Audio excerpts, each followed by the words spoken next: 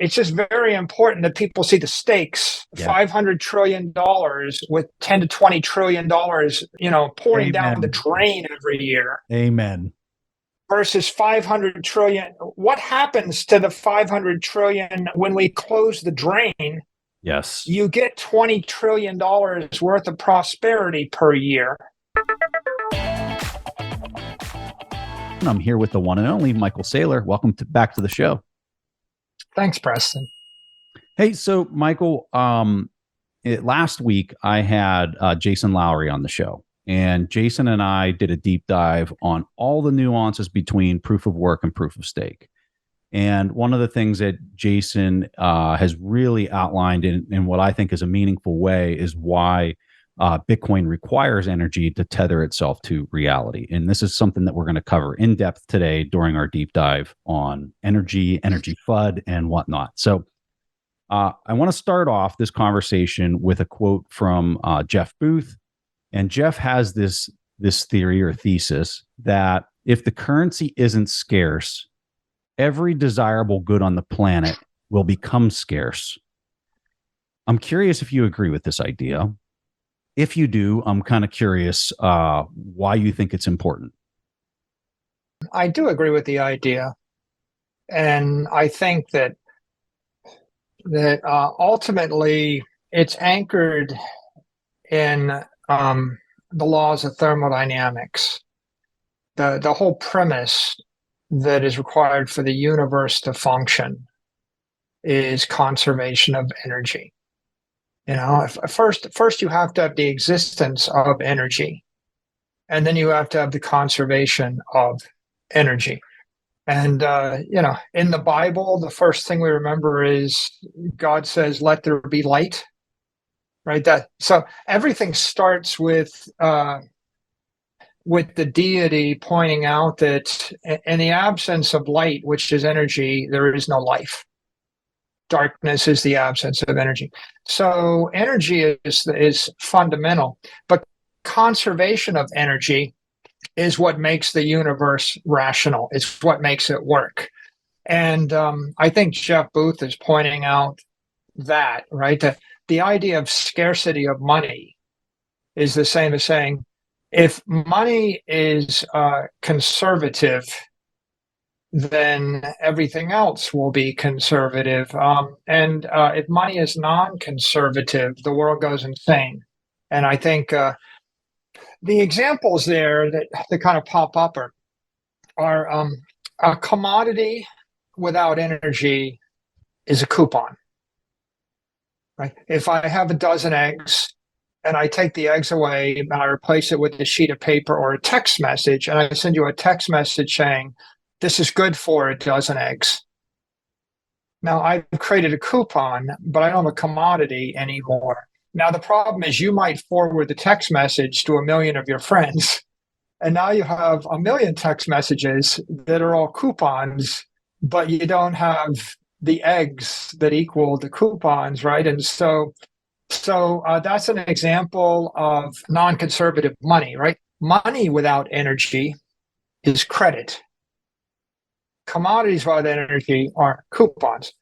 In cyberspace, an object without energy is an image. If you have an object and it has no energy, it's like Plato's shadow. A person without energy is a ghost. When you make a comment and there's no energy to back it, it lacks credibility. And if you have a cyber persona and there's no energy that backs it, again, you lack credibility. So the energy itself is what creates cost to a copy. And having a cost to a copy is what creates scarcity. And if there is no cost to a copy, right? If we come back to that example of I want to go to a party and I've got one ticket, and then I email the one ticket to 10,000 friends. The first friend gets sent to the party, and the next 9,999 friends, either A, they all get into the party and the party collapses in chaos, right? Because now you've got 10,000 people in a room that holds 200 people and the fire marshal shuts down the party. And they're right? consuming So everything. that's what happens when the coupon gets redeemed 10,000 times against a single commodity. And the other possibility is the person running the party is competent and they only let the first person in because they're scanning, and they deny the next 9,999 people. And then what you have is chaos at the door, 9,999 people that are just mad they couldn't get in, and kind of a breakdown in civilization, because now people all go crazy, right? They all literally go crazy because they think they had the coupon to get into the party, but they didn't. And so when I apply that to a coupon for food, a coupon for energy, a coupon for access, etc., then what you've got is an example of everyone plunged into chaos, right? Nothing has any credibility anymore. So I think, Booth says if money is the ultimate coupon, right? The ultimate coupon is there's 21 million units of money and you can't make any more. If I want to guarantee that that it'll be scarce, then I inject energy into each coupon, right? That's the equivalent of 21 million gold coins. It's not perfect, but it's energy infused, so there's some expense to it, so it's credible. But if I want to make it perfect, then I have to come up with a decentralized ledger or Bitcoin type system where it's not just 21 million gold coins, it's 21 million Bitcoin, and no one can mine any more Bitcoin no matter how much energy they expend. So in that case, I go from digital coupon when I have no energy to digital commodity when I have energy. And if I want to become digital scarcity, I have to have a digital protocol or scarcity protocol that the energy circulates within, right? So Satoshi's protocol converts a commodity into scarcity. If you kept the same proof of work protocol and you used proof of work, but you didn't cap the Bitcoin at 21 million and you didn't have the halvings, right? The difficulty adjustment controls the rate at which the 21 million coins come out. It says they have to take it until the year 2140. But the halvings asymptotically approach 21 million. And what they say is that we exponentially decrease the amount of Bitcoin that get produced until we get to 21 million. And then we stop producing anymore. So the real genius of Bitcoin there is you haven't created a coupon. You haven't even created a digital commodity. You've created a digital scarcity due to the protocol. And the digital scarcity created absolute scarcity that's fixed. And because you created an absolute fixed scarcity, you created the perfect money and the ideal investment asset. Now, people can start to act rationally. The other half of the observation is, if the money is totally not scarce, if I can produce 20 coupons, 200 coupons, 20 million coupons, if I told you here's the ticket to the party, first guy gets in, you rush to the party knowing that you don't want to be the second person, right? So that's where I'm saying here's some money, it's getting inflated at a fast rate and you're rushing to spend it before it goes to zero, right? Mm-hmm. So one aspect of the lack of scarcity is I'm urgently wanting to use the coupon, and I'm using it even though, like, my wife is delivering a baby and I probably should be in the hospital, but instead I'm rushing off to spend the money because the money will be worthless by the time the baby is born. So you're caught in this wicked conundrum where you have to make irrational decisions because the clock is ticking. And that's one big problem. And you're incentivized that if you know there's going to be 1,000 coupons, I'm now incentivized to go to the gatekeeper issuing them to try to get to front run everybody else, and this is our cotillion effect, kind of why that incentive exists in this type of system that you're describing. You end up with the dilemma of impatience, urgent, like irrational urgency. Mm-hmm. And then the other dilemma is lack of credibility, Mm-hmm. because since they're just coupons, and I had the experience, maybe I got in the party first, and yeah, that's good. But if I got to the party third and I got rejected, then I'm kind of angry about it. Now, the next time someone offers me a coupon for something else, here's a coupon for a dozen oranges, I think, well, this one's probably also going to go to zero. So you go through these phases, right? The phase of ignorance, I didn't think there was a problem. I get to the party, I get denied. Then the phase of urgency, I know there's a problem. I rush to the party, I get in. And then the phase of apathy, there's no way I can beat 999 other people. Someone will get to the party before me. So this thing is worthless. It's toilet paper. I might as well just throw it away. And whenever you give me something, I think it lacks substance, and I don't value it. And so now you have a breakdown of trust in all the systems, right? A breakdown of trade, a breakdown of credibility. And we come back to, in the economy, you've got these classic examples, right? The money is becoming worthless, so I have to trade it for something that isn't going to become worthless. So you just get lots of inefficiency and panic. But in cyberspace, we see this manifested for whenever I post on Twitter, 99 Twitter bots will comment, and they will say, why isn't anybody talking about this? Or they'll give you the crypto giveaway, or they'll offer to let you join their Telegram group to get, free trading advice. And those are all examples of non-real people. They're not real, so they're not credible. So the credibility disappears from all of the personas. They're obviously just bots. Mm-hmm. They're bots because there's no energy content in the bot. Mm-hmm. But what happens by inference is first the credibility disappears from the persona, then the credibility disappears from the comment. Wow. And then the credibility disappears from the overall system.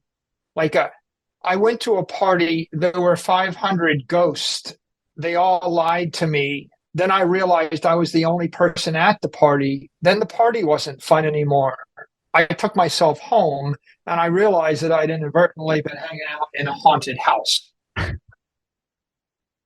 That's what you get, right? Yeah. When you go to a party of ghosts. And what I've said, and metaphorically, that describes my DMs and Twitter. Yeah. I think I have 100,000 direct messages, of which in the 100,000, there are 57 legitimate ones. That describes my DMs and Instagram. That describes, wow. Like right now, if I go to Twitter and I post something, there might be 1,000 or 1,500 comments, of which there might be 50 mm-hmm. real comments. So we have all of these, ghost parties going on, and the best situation is, well, they're just ignored. But the worst situation is that the ghosts get in your head and drive you insane, right? Like literally insane, right? What happens when your daughter logs into Instagram and finds an 18-year-old football quarterback from the school across town that praises her, and then it turns out that's really a 65-year-old inmate. Yeah. Yeah. It's like you don't really know what they are. So I think Booth's example is conventional economics, and he points out that if the money is not scarce, everything else will be because of hyperinflation and economic collapse. There is no method for storing and rationally allocating energy across time and space. So So he's pointing that out. But that economic metaphor, that can be applied in cyberspace. There is the same thing happens. In essence, you have a collapse of civility and security and credibility in cyberspace on YouTube or Instagram or Twitter or Facebook. You can also apply it as a biological metaphor. If I suck all the oxygen out of your blood, or if I just open up one of your arteries and your blood pressure goes to zero, and you can also apply, so you're bleeding to death, right? And that's also an example of an energy collapse. And of course, you have an energy collapse if I go into a room, maybe I go into a school, and the school is in the Arctic, and it's 68 degrees, and everybody's kind of studying and cooperating and working well with each other, and they're very efficient, and they're working in the lab, and they're doing things, and they're constructing things, and writing books and poems and playing music. And then I crank the temperature down to 58 degrees. And then someone gets up and they walk around a little bit, and they go and put on a coat, and they, get distracted. And then I crank the temperature down to 48 degrees. And then I crank the temperature down to 38 degrees. And at some point, the person that was actually composing the symphony is now just kind of jumping up and down to try to keep from freezing to death. And then the kids are fighting with each other over whether, who gets the clothes or who gets the blanket. When I crank the temperature down to 28 degrees, there's no teaching. There's no creating. There's no joy. The only thing you're doing is attempting to avoid freezing to death. And in the midst, there's a lot of fighting, right? You close the door, I want to burn your desk. You'll burn the room down. Why didn't you give me your lighter? You're too close to me, get closer. All sorts of crazy insanity. All of these systems all collapse because the energy and the fluid lapses. It's an energy lapse. And so I think classic Austrian economics says you need hard money in order to solve the coincidence of wants, and in order to trade, across domains, through space and through time. I have to have hard money, and hard money is simply efficient energy circulation. I need a fluid that moves through the system, right? That's no different than your blood holds oxygen and you're not bleeding, or it's no different than, I've got a coolant in the radiator, right? Isn't there a fluid through the system for heat exchange? So that's what you need. And if I want to break it, I either remove the fluid, or I put a defect in the circulatory system.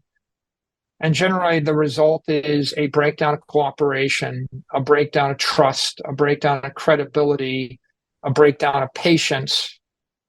How do I do anything that takes 4 years, right, if I have enough oxygen for 1 year? How do I do anything that takes 3 months if I have enough oxygen for 3 minutes? So the only way that I get something sophisticated done that requires extraordinary cooperation is I have to have a long enough time horizon, and I have to have an efficient means of cooperation. And money is critical technology for that, but really money is just energy.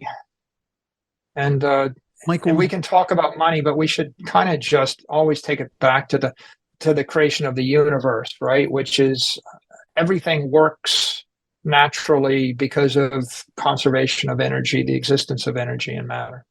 That's where I wanted to go. So when you say conservation of energy, and you talk about how this is so important to the physical universe, is it possible to create a digital money without injecting energy into it that is sound? It sounds like you're saying that's impossible. Is that correctly summarized? I don't think you can. I think that we only have discovered one way that is settled and universally agreed upon to create digital energy or a digital commodity. And the one way is proof of work. I take electricity and I run it through some kind of hashing algorithm. So you could do it with SHA-256. I mean, you could probably come up with another hashing algorithm. You can come up with certain other algorithms that do it, but I'm modulating electricity to do work. I'd say Bitcoin's an example of the creation of a digital commodity. As I said before, if you took away the difficulty adjustment and you took away the halvings, you could have a commodity more so than a scarcity. The brilliance of Bitcoin is not just that it's a digital commodity, but that it's a digital scarcity.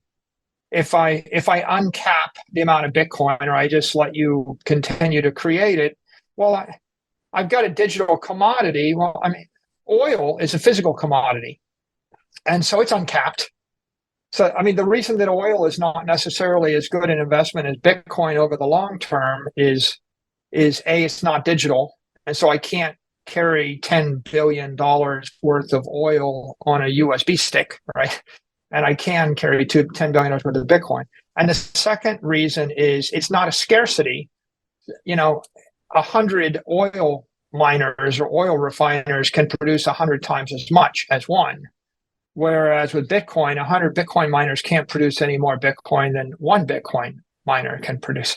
So oil's not, it's not a scarcity, it's a commodity, and it's a physical commodity. Bitcoin's a digital commodity. Now, other people have launched, other groups have launched crypto networks that use proof of work. Ethereum was a proof of work network. You've got the Bitcoin forks, and a handful of other cryptos that are proof of work networks. That might make them an ersatz or an architectural digital commodity. It doesn't guarantee their digital scarcity. Like, for example, Dogecoin keeps increasing its supply, right? So it's not a scarcity. It's a proof of work protocol that creates more and more and more, right? So it's a commodity in the same way that someone creates more silver or more soybeans every year, right? It doesn't necessarily make them regulatory commodities or ethical commodities. And the distinction there is, if Apple Computer launched a proof of work network tomorrow and it kept half the coins, it wouldn't be an ethical commodity. It would be an architectural digital commodity, but Apple Computer makes it a security because there's a pre-mine. And so if there's a pre-mine, or if there's an ICO, or if I created a protocol where 10% of all the coins that were mined were funneled to a wallet that I control, that I use to pay developers, right? All of those things make it more of an investment contract or a security, even though it's using energy. So the use of energy doesn't guarantee that something is a commodity. The use of proof of work doesn't guarantee it's a scarcity, right? Because the protocol is what makes it a scarcity, and the provenance is what makes it ethical and a commodity. So Bitcoin's special because it has a provenance. If Satoshi disappears, the Satoshi coins never move.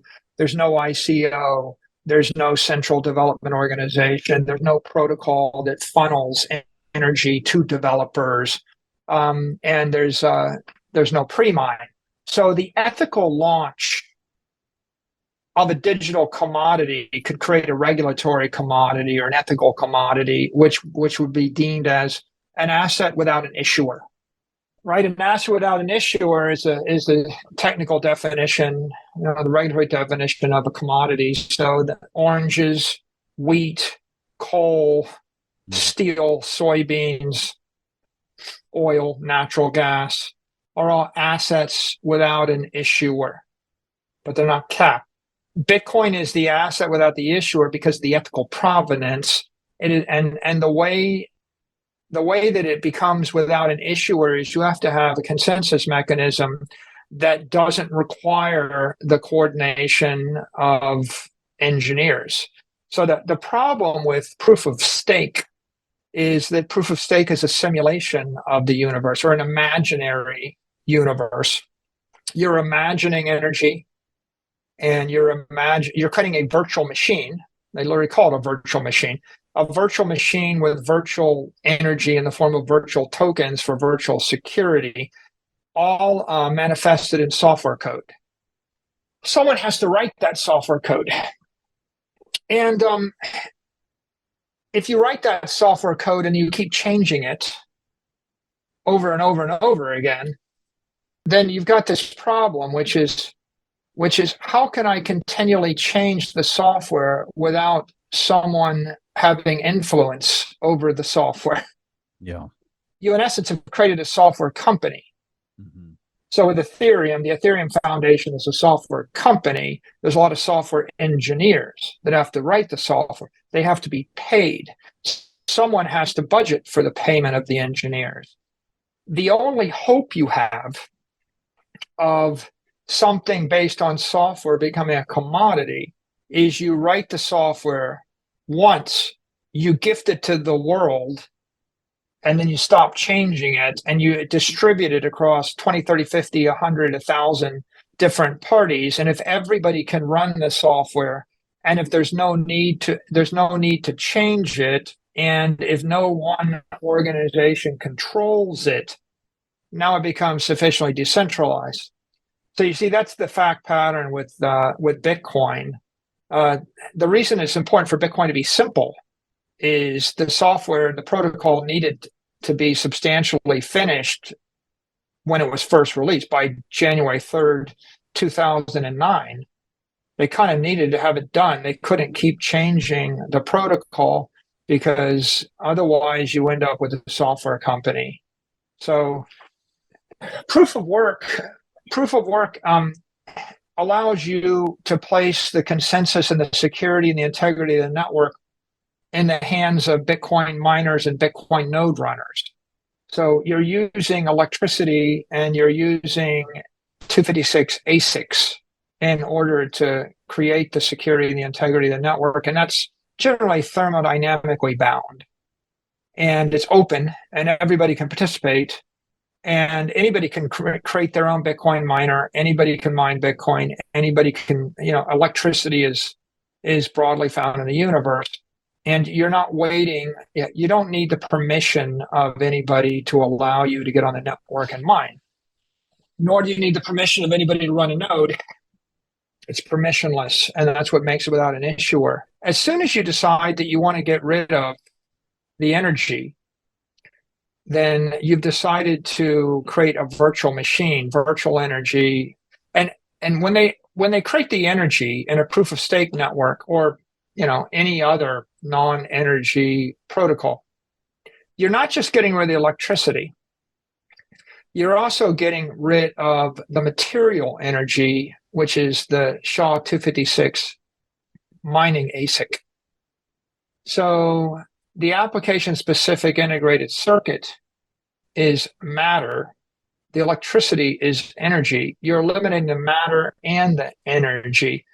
And the hardware is important here, just as important as is the energy, because the electricity is a commodity, whereas the thing that creates that makes this a specialty or makes it a scarcity is the fact that you're modulating the energy through a SHA-256 mining chip. And that mining chip is getting a special purpose. That's important. It's not a general purpose chip. And it's also getting exponentially more efficient. So the genius of the Bitcoin protocol is that the hardware is proprietary. There's no other use for it, and it gets exponentially better over time, such that the energy efficiency of the network is improving with Moore's law and with the halving protocol. So that makes this an increasingly efficient security protocol. And it protects the protocol from someone that has a huge amount of commodity computing power or a huge amount of electricity power. It doesn't matter that you build a fusion reactor that generates thousands of terawatts, because it's not the pure electricity that secures the network. It's the encrypted energy. It's the SHA-256 hashes that secure the network. So if it was only the electricity, it would be vulnerable to an attack from someone that harnessed the power of the sun. I think what you're talking about is one of these questions that I have coming up here. And I'm going to just read this because I think it ties into what you're saying here. In 2017, the World Economic Forum posted an article that said by 2020, the Bitcoin mining could consume the same amount of electricity every year as is currently used by the entire world. This is the World Economic Forum just a couple years ago. Well, as we know, that calculation was grossly misstated, but that doesn't stop other experts from still stating such salacious headlines right now that we're seeing in 2022. What is it that these experts fail to understand about Bitcoin's energy consumption that I think you're getting at with what you were just talking about? I think what they're missing is that the efficiency of the network is improving with Moore's law exponentially. Yes. Yeah. That's what they're missing. The other day,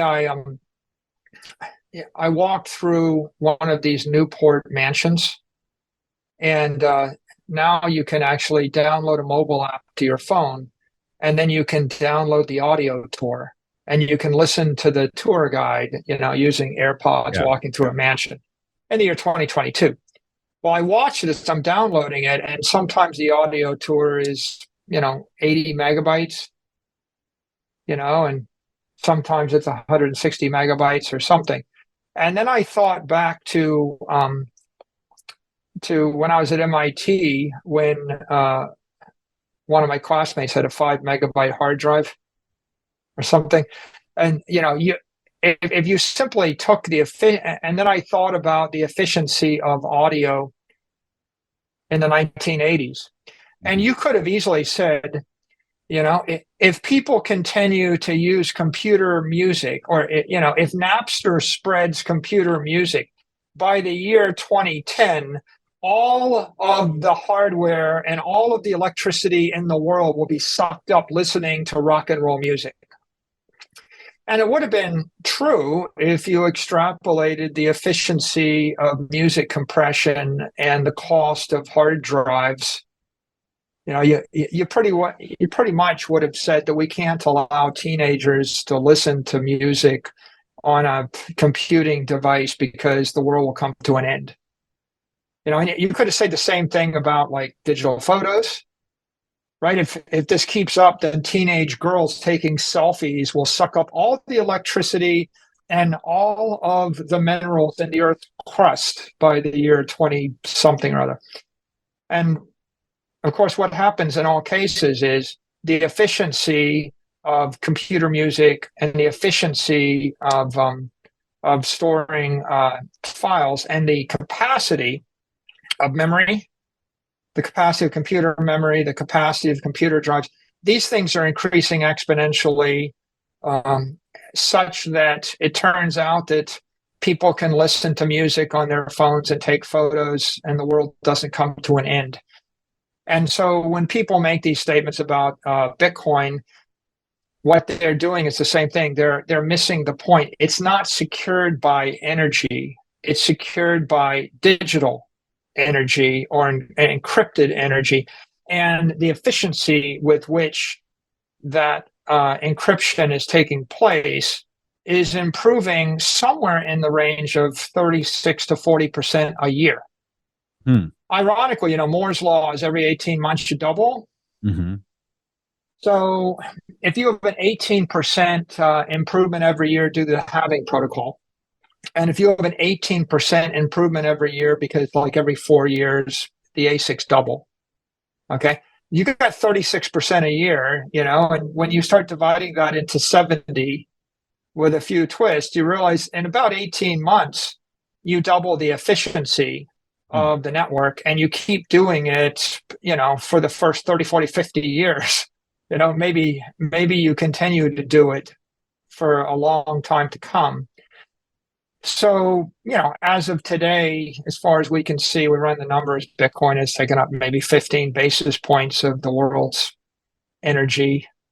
And it's not clear to me that it's going to grow that much more. At some point, it hits some maximum and it actually starts to decrease because the proprietary protocol is such that ultimately in the year 2100, it won't matter whether you have harnessed all the power of a star.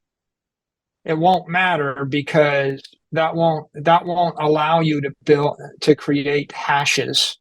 Mm-hmm. Right? I could give you all the electricity that powers New York City tomorrow, but you can't generate hashes with it unless you can get your hands on 256 mining rigs, set them up in a world-class mining center, get the transformers, and turn it on. So you can see there's already a limiting factor there. And on the other side, if Google and Microsoft and Amazon, they all decided tomorrow they're going to turn all of their data centers into Bitcoin mining data centers, their cost, to generate a Bitcoin would probably be like $1 million a coin, if not $10 million a coin, because they don't have ASICs, right? And the ASIC isn't 1,000 times, it's 1,000,000 times more efficient. So it's this specialization of labor. Like the driving of the tractor is a better idea than a hand plow, right? In every field of human endeavor, everything humans put their mind to, we find when we create a specialized machine, and then we power that specialized machine, then we overcome any generalist who's well intentioned. I toured the DuPont gunpowder factories, right? So the DuPont showed up. They set up a factory on a hill where the Brandywine River runs down it. And the reason they wanted this creek is they had to harness the creek for hydropower to turn their water wheel, to turn the mills, to grind the gunpowder. And so here are some smart immigrants. They use the power of gravity, the power of water. Then they mix, 3 elements together. They create gunpowder. They hand you the gunpowder and you blow your way through the mountain. Okay, and someone starts by saying, I have this idea, I'm going to build tunnels through mountains. And some non-technologist says, no, we can never build tunnels through mountains. That will take every single human being in the world, and we will all starve to death because it's too expensive using our little rubber mallets or our little chisels to chisel our way through the mountain. Exactly. Right. And the point is, we're not doing it that way. Yeah. We're going to use our brains and technology. If you actually back calculate, someone says, okay, I'm going to connect San Francisco to New York, and you back calculate, well, how much energy is it going to take to haul a bucket of water on my back, 10 million times? It's like, well, we can't do that because the human race will suffocate trying to connect New York and San Francisco. And then if you calculate what it costs to build the railroad, you would conclude it's too much. And if you calculate the maintenance cost on wooden rails, that's too much. And the answer is, I invent explosives, I invent steel, I come up with some, technique to get through. Then I create a locomotive. Then I go and I drill for oil. Then I put the oil into the locomotive, and then I drive the train back and forth. Every single one of those things would have used all of the energy in the world. Yeah. If you were to attempt, we can't give public transportation to people. It will use all the energy. All the ox carts in the world will be allocated to letting people commute back into work.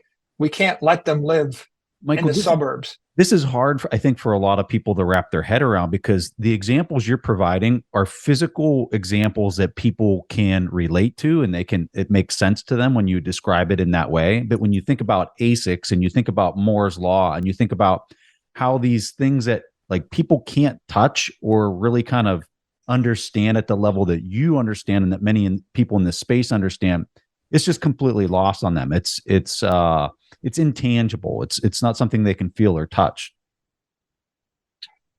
Yeah, Bitcoin miner, it's a machine to create security in cyberspace, right? That's what it is. You have to see it as a transmitter of encrypted energy. It creates a wall of encrypted energy, right? You're feeding electricity into one end, and out the other end comes a hashed wall, and then you're building like a bank vault, but virtual, right? Yeah, that's probably an energy vault. You're putting electricity in, and you're creating a vault of encrypted energy, and that's what you're using to build as your foundation to build civilization in cyberspace.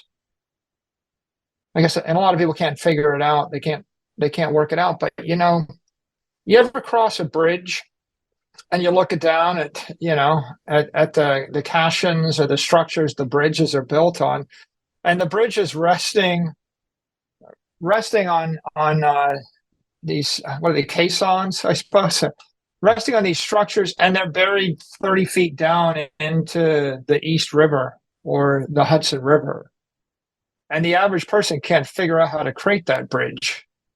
But that doesn't mean that the bridge doesn't work. Yeah. Right. And in this particular case, I see the Bitcoin miners as the foundation to hold up the entire digital ecosystem. And we're feeding them electricity, and then we're running them through an ASIC, and the ASICs just keep getting more and more efficient. And just like you take a history of civil engineering, and you look at Greek architecture, and they're using stone architraves, and those things crack, and then they replace them with some wooden beams, and they kind of crack, and then they come up with the idea of a truss, and a truss creates this, dramatically increases the strength of the beams, and now things stop cracking. And that works well for a while, and then they come up with arches, and then buttresses, and of course ultimately they solve the problem when they figure out how to put enough energy into iron to create steel. Iron works and steel works, and steel is a material energy. It's massively dense energy, and if you want to build structures, you have to create the steel. I think about a steel refinery, and I think about how much energy goes into the refining of steel, and the heat and the energy, and then you think about what comes out, and then if you want to build any structure in the world, right, that steel is the material to build that structure. Bitcoin miners are energy refiners in a way, right? And what they spit out is digital energy. They not only create it, but they secure it. You can also think of them as supporting the railroad in cyberspace, right? Mm-hmm. Like it's a railroad, and there's a fixed cost to build the railroad, and there's a fixed cost to maintain the railroad when something breaks. But once you've got the railroad and it's properly maintained, now the cost to move tons of cargo from one end of the line to the other end of the line has decreased, not by a factor of 10 or a factor of 100. It's probably decreased by a factor of 10,000 to 100,000. Mm-hmm. Like it might have decreased by a factor of 1,000,000. I mean, if you did the energy calculations, try to move 80 tons of coal from New York to Chicago in one day without the railroad, without the road, on an ox cart. And it's such a silly comparison, right? Because no one would ever think to do it, because it's almost impossible to do. But when we created the railroads, we created this extraordinarily expensive upfront engineering project that required a lot of capital investment. very capital intensive. But then after you've created it, then for you've got a moderate maintenance cost, and then you get this superconducting effect where you're able to move material at orders and orders of magnitude less cost. So, Michael, since Bretton Woods, when we go back in time, the world has become more digital than at that period of time, where you didn't have these digital units representing energy and representing money. Our currencies have become digital. And with that, there appears to be a need for a technology to tie this virtual digital world to physical reality. If people are going to desire physical goods but keep virtual records, there needs to be a way to force virtual records to be immutable. Do you see this as the crux of the energy debate? Do you see this as the crux of the environmental situation that we see playing out? And I know those are two very big and separate, maybe not separate, but two separate questions. But I'm curious how you think about this. Yeah, I think the best way to break it down is in two areas. With regard to currency and digital currency, the problem we have right now is, although the world wants to be digital, there is no digital money. There is only digital credit. Remember what I said, money without energy is credit. And so right now, what you have is credit circulating on the digital networks. And the credit is got a first order failing and a second order failing. The first order failing is the credit card network, where the settlement is slow, once a month or something. The settlement is censored, and it's crippled. Like I can't settle between France and Nigeria, or between Argentina and China. I can't settle between the US and China. So, and you can't settle with 3, 4, 5 billion people that aren't on your credit network. So the first order problem is the settlement is just crippled, and it is slow, and it is expensive, right? My transaction will go through a third of the time to a third of the world for 2.5% fee with a 1-month delay. After lots and lots of expensive engineering to get the systems to work together, and after lots of expensive KYC, AML, and compliance issues. So that's the first order problem with circulating credit.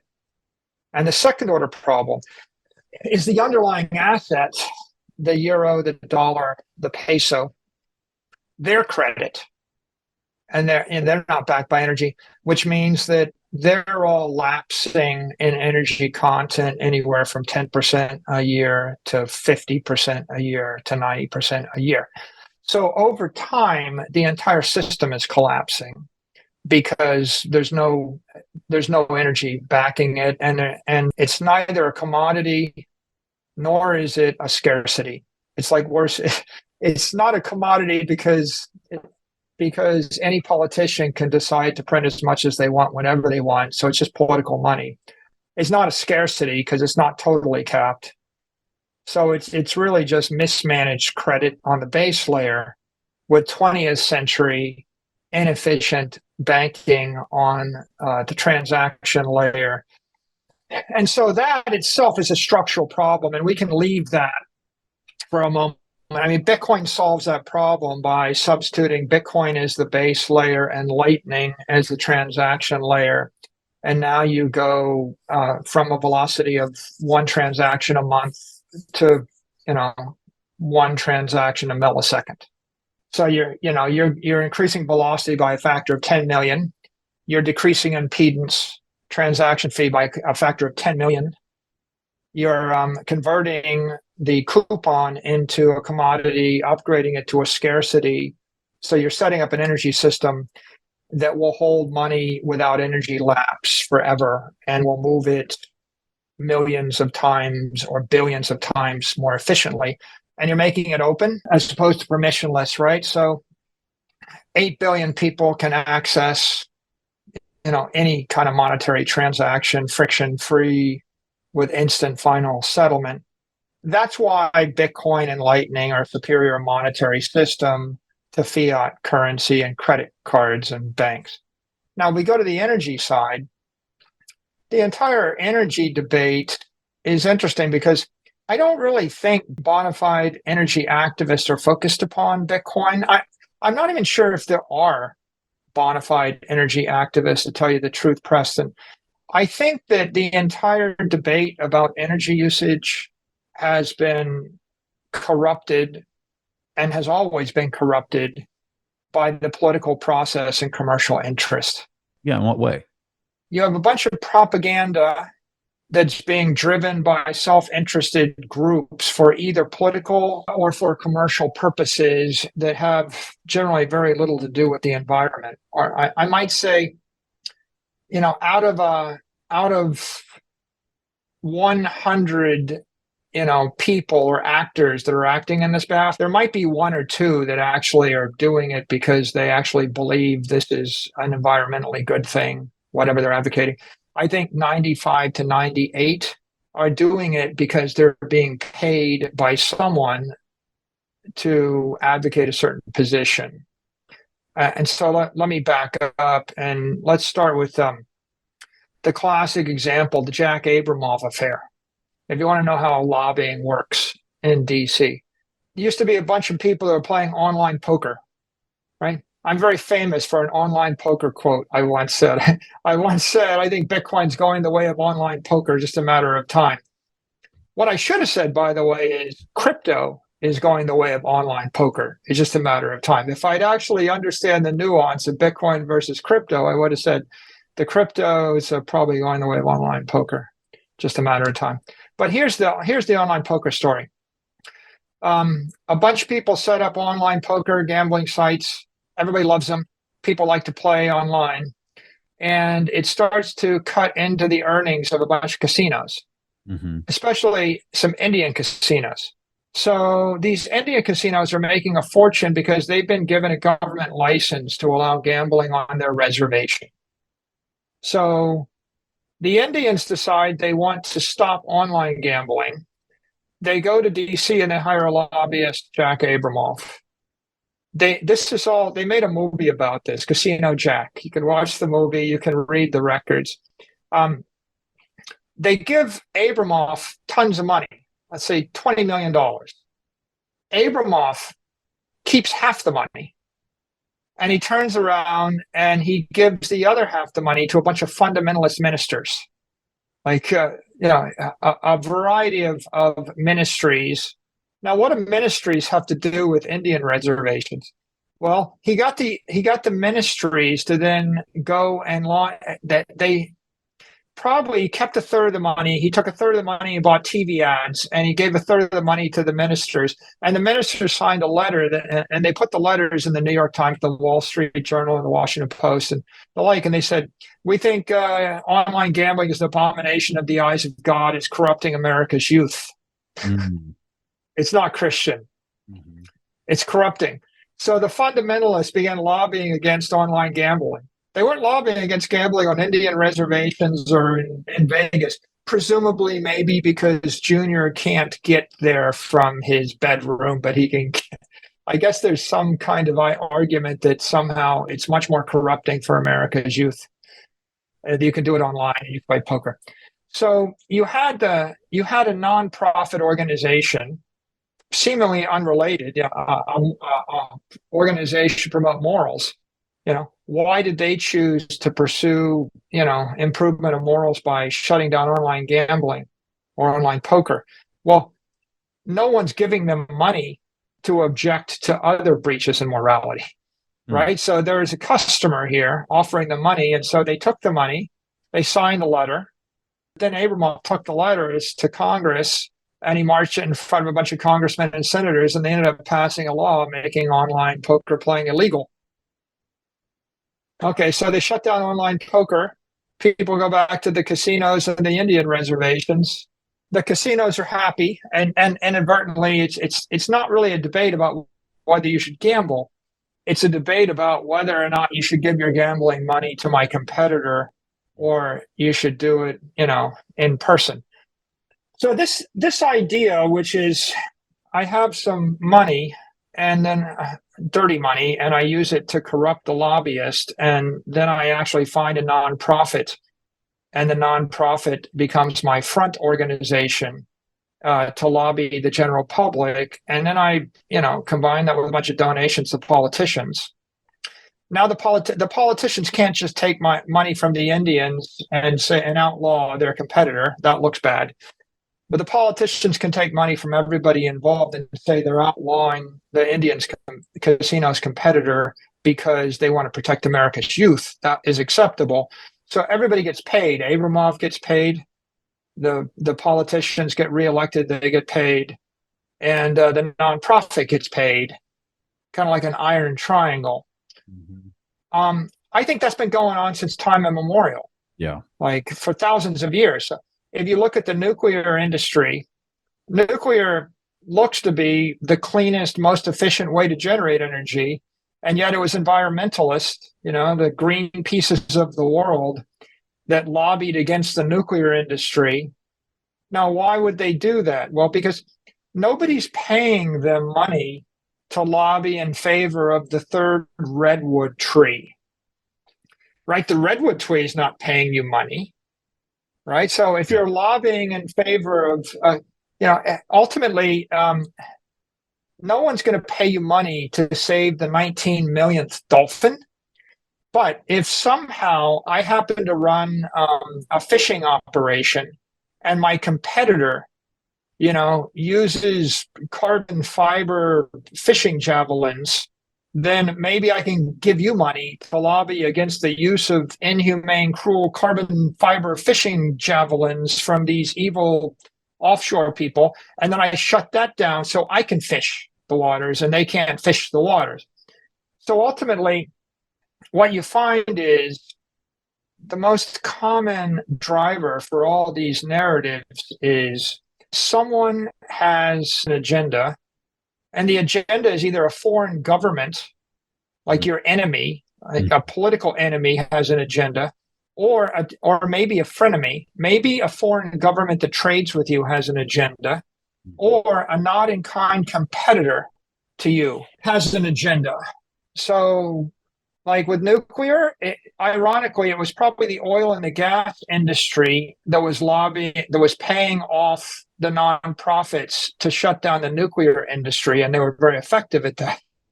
We haven't built a nuclear power plant in 50 years. Okay.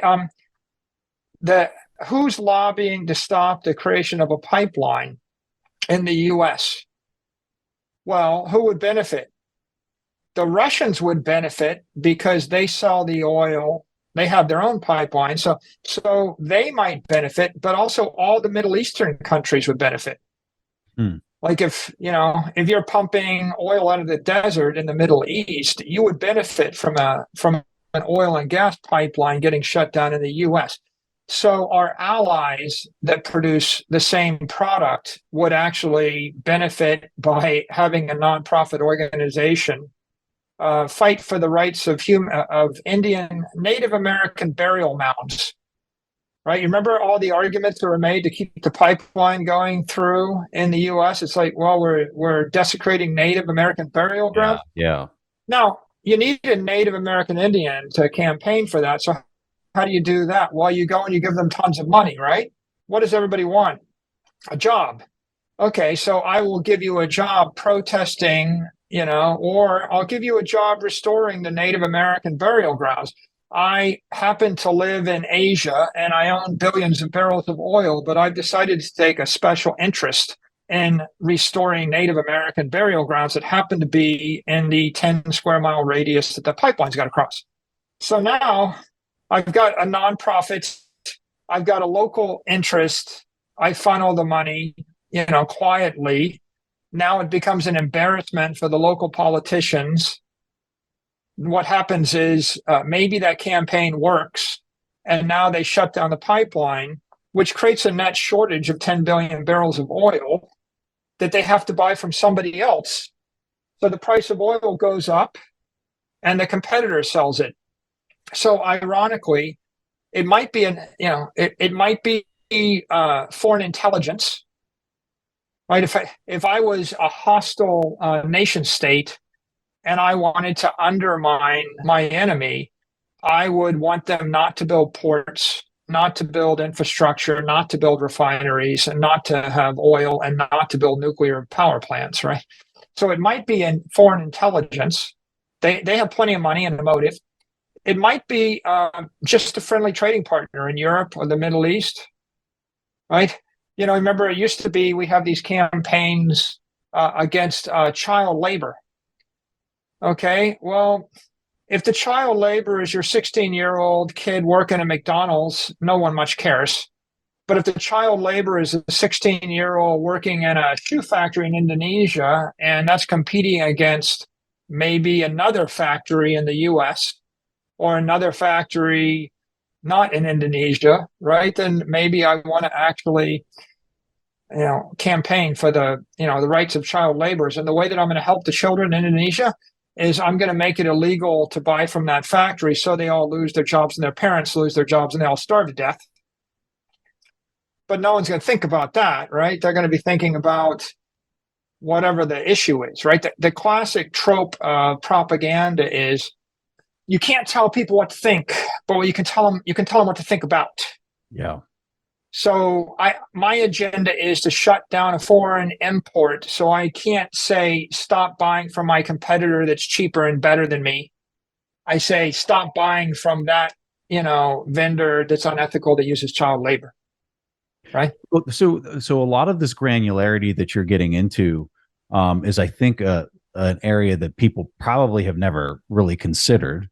Let's say that you have a person who's looking at the environmental narrative that is hot and heavy, ESG, right? Hot and heavy right now.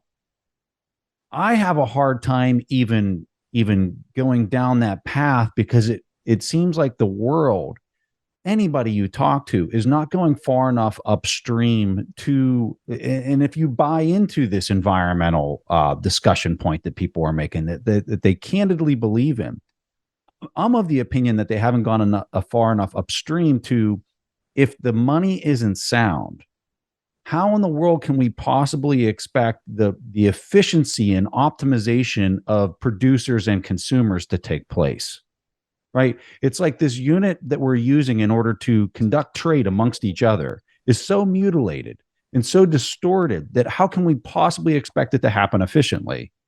And then you're going to have overconsumption if you have all these digital units that have no peg or no scarcity to them. Is that where we should start with the energy when we're thinking about energy and environmental impact? I think all the ESG FUD is originated by and promulgated by the other cryptos. So this starts within the crypto industry and it is a fire set by the crypto industry. And so the whole basis is Bitcoin is bad because it uses energy, and we have a better tool that doesn't use energy using proof of stake. Yeah. And it's a not in kind propaganda campaign or marketing campaign. Call it guerrilla marketing. This is all just guerrilla marketing by other crypto promoters. And the motive is, I want to convince you that you should consider a crypto other than Bitcoin that doesn't use energy. And also, I want to distract you from the observation that the other cryptos without energy are unregistered securities, and therefore you can't trade them and you shouldn't buy them. It's not ethical to promote them. Right? I want to change the subject. So there really is no defense to creating a software company and issuing a coupon and selling it to the general public without a registration statement.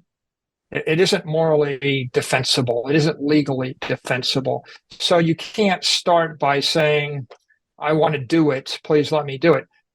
So what you say is that thing you're looking at is interesting, but it's using too much energy, and our thing does the same, but without energy. And they hope you don't think too much beyond that. So I think you can approach this from 2 points, right? But one point is you can make the deep argument that you need sound money, and the problem with that is you have to explain to people that sound money requires energy, and it actually requires scarcity, requires more than energy, right? Gold is not sound money because of all the other defects in gold. It's just better than the other stuff, right? Gold is a commodity, but you really want scarcity for sound money. You can go down that path, but ultimately the crypto attack is, yeah, but we can create our own token without any energy, and it's just as good, and it's just as secure. So you really have to go the other direction, which is to make the observation that if you take the energy out of the coin, you've created a coupon. And if you take the energy out of the coin, it's not money, it's credit. And if you take the energy out of the coin, it's not a commodity, it's a security. And therefore, the only question is, how are you going to inject the energy? You can inject the energy into the coin with multiple protocols. You can do it with Satoshi's protocol. You can inject the energy into the coin with the Dogecoin protocol. You can do it with with big blocks, small blocks. There's plenty of other protocols. You don't need to use SHA-256, but you can't avoid putting energy in to the product if you want to create something of substance. So I think it doesn't hurt to explain the theory of money and the theory of economics and Austrian economics, and why we're doomed if we don't have sound money. It doesn't hurt.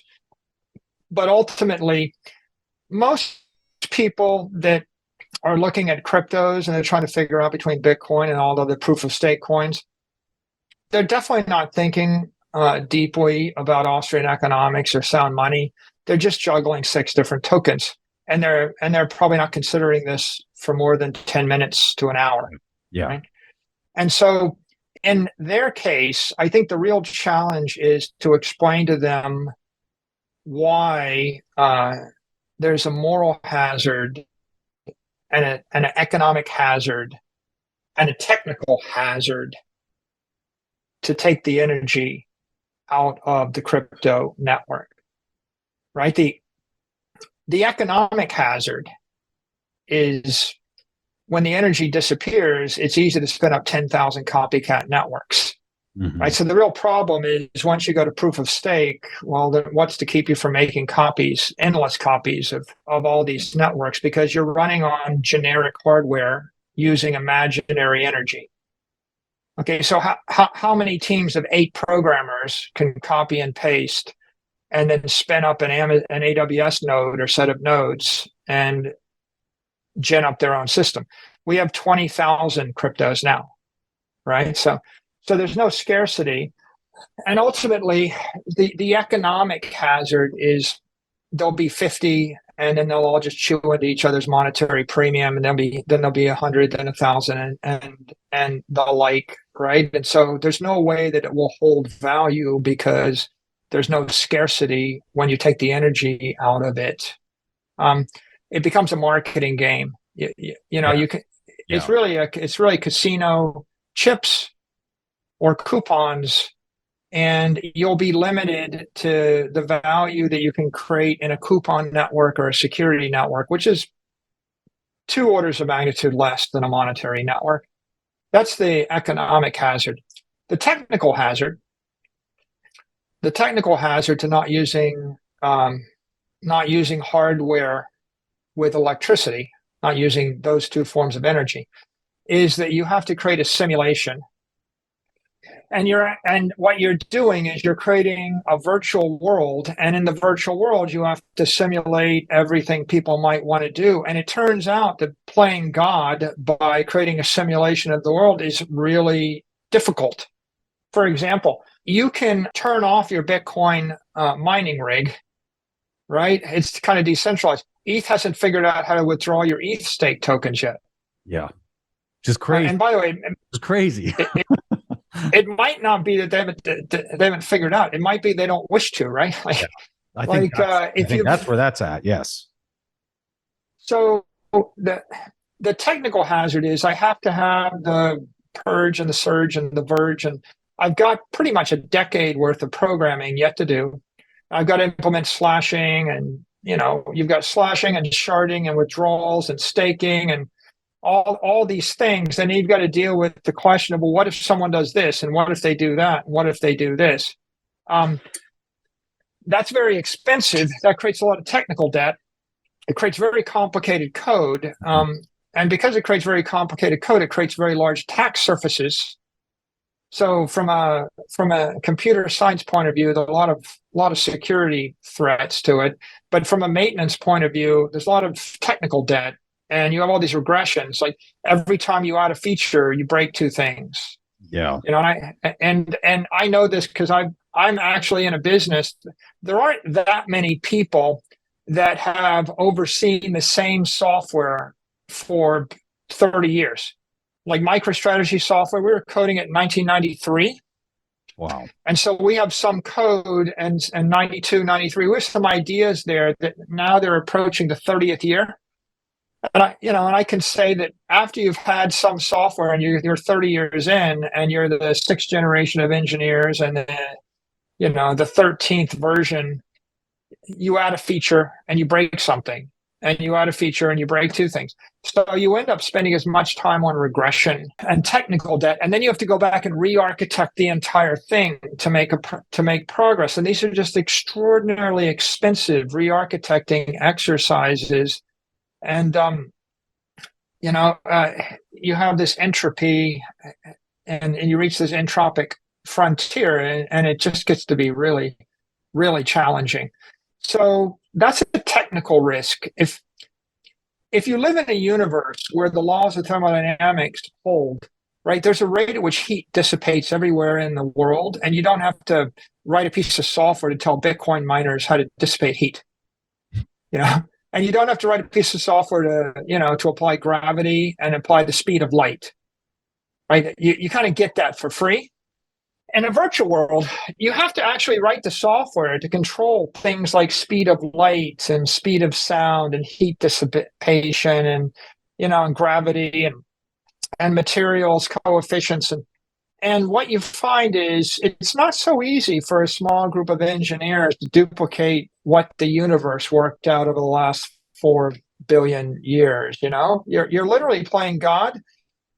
Bitcoin, because it's working in the physical world, it absorbs all of the physical constants in the universe, and everything works in parallel at the speed of light. Whereas in a staking network, you have to create a simulated world where you have to simulate all these constants, and you have to enforce your own concept of time. And when you attempt to create a decentralized world in software, you've bitten off probably more than you can chew. If you get everything perfectly right, then it may work for a time. But of course, if you actually just overlook one thing, and who knows what that one thing is, it only takes one mistake in the code to bring it all crashing down on your head. And of course, when it crashes down on your head, the entire universe collapses on you. So it's a very challenging task. And so that's why there's technical hazard. The one last point I wanted to make is, in addition to the economic hazard and the technical hazard, there's the moral hazard. And the moral hazard is when you choose to create something that's a simulated universe and virtual security on a virtual machine, you have to have a very organized software development function. And generally, you've created the software development company, and the software developers have the ability to, if they have the ability to slash or to grant permission or deny access, or, for example, to let you withdraw your tokens or not, like at that point, the software company has become so central to the network that you've created a security. It becomes an investment contract per the definition of securities law, because you're relying on the efforts of others. And it's pretty much impossible not to rely on the efforts of others when you require software engineers to make the sun shine, and make the planets revolve around the sun, and force gravity and the like. And even if they didn't want to, even if you finish it, eventually they're subject to nation state attack. The government shows up and says, you have to do this, block that. You have to make it impossible to spend the coupons in China, or you're not allowed to spend the coupons in Russia. And so now you're jiggering with the universe. Now imagine if I was able to stop gravity in Russia, or if I was able to make it impossible to eat oranges in China. Well, they wouldn't be commodities, right? The universe wouldn't work if one software engineer has that kind of power. And so the real problem with a virtual universe and a virtual network is ultimately the power concentrates in the hands of the software engineers, and inadvertently you've created an investment contract, and you're relying on a software company, and the token becomes equity in a software company. And there's an ethical way to sell equity in a software company.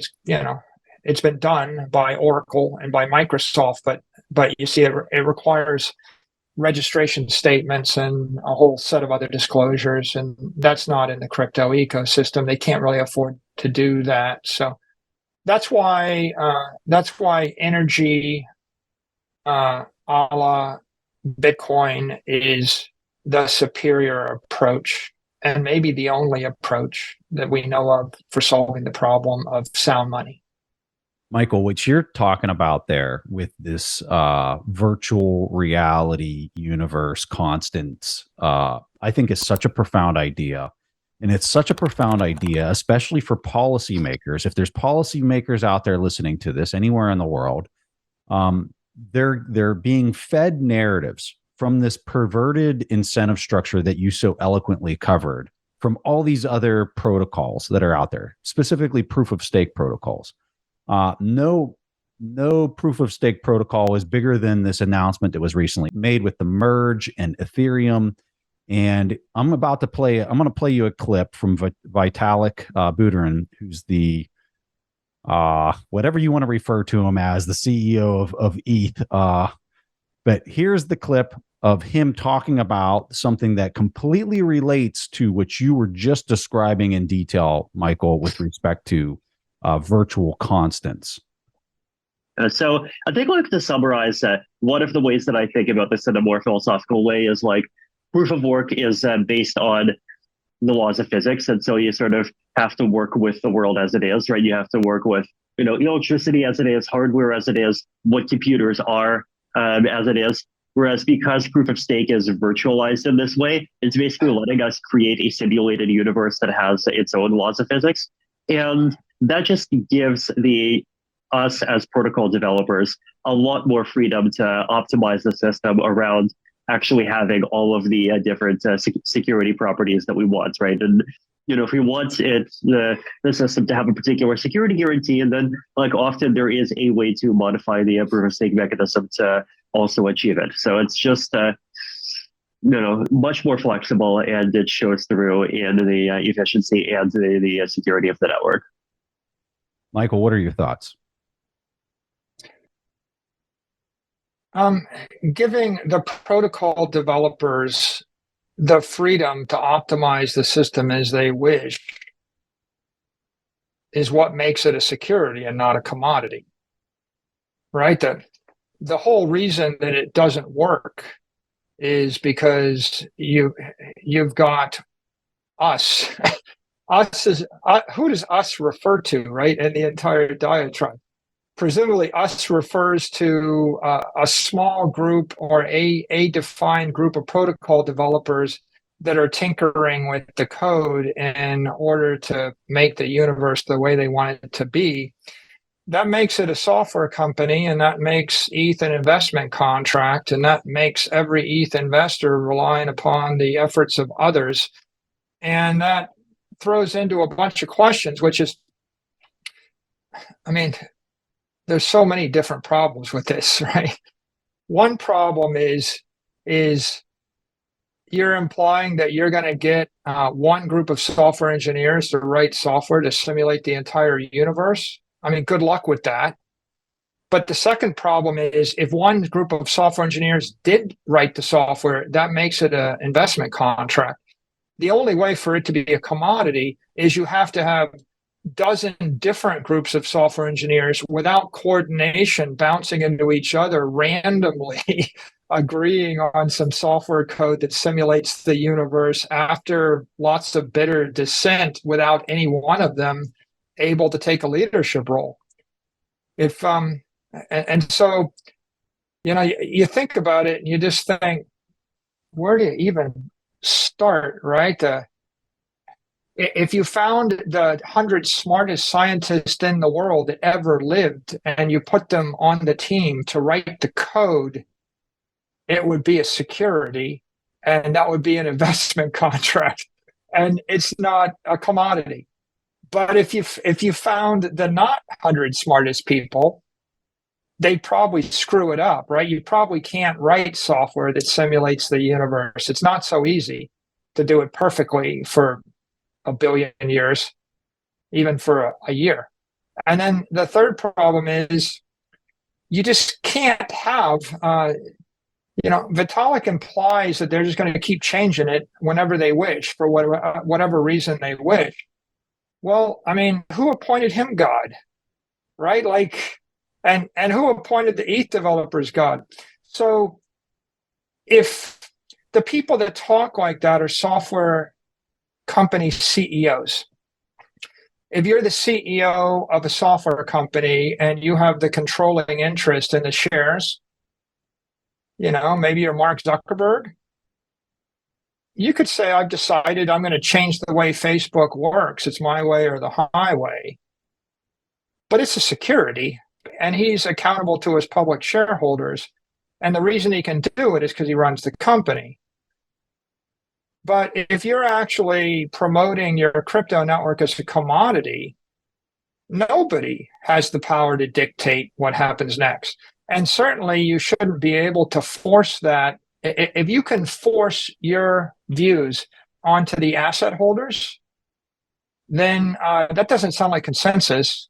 And if you can force your views on the Bitcoin, on the ETH miners, that doesn't sound like consensus. So the fact is, you kind of have a situation where a small group of software engineers have hijacked a crypto network to their benefit, to the detriment of the outsiders and the miners.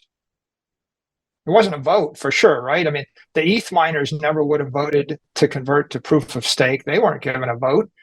Everybody with their ETH not staked is waiting to see how much they'll be diluted once the software developers decide. And everyone with their money staked is waiting to see whether they'll ever get it back once the developers decide. Now, the question is, how do they decide? Who is we, right? Vitalik, he always refers to us, right? Well, who is us? In a publicly traded company, you would have to file a registration statement, and then you would disclose the management team and the board, and you would disclose who has the voting stock. And any investor would actually would have some idea of corporate governance, and you would also disclose all your risk factors. But in a commodity, none of those things are disclosed, right? So if you have a situation where you have a small group of individuals that are actually writing software that determines whether another group of individuals make money or lose all their money.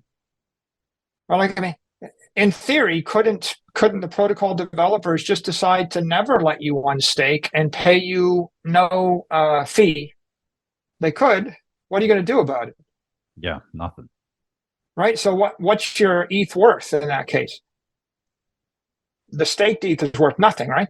On the other hand, they could do the opposite. They could say that the staked ETH is no one else can stake any more ETH, and you get paid 10% or 20% a year in ETH. And then the non-staked ETH goes to zero. Yeah. So you have a classic example of a small group of people that are basically playing God. There's you don't even get around this by saying we're going to take a vote. Of course, they don't take a vote. If you took a vote, you'd be taking a shareholder vote. Corporations take votes. You're still a security. The way that you actually get to be a commodity is you create something which no one can reasonably change without overwhelming universal consensus, almost like you could even say universal consensus. Like, you want to change something. If I don't change my node, you can't force me to change the node, right?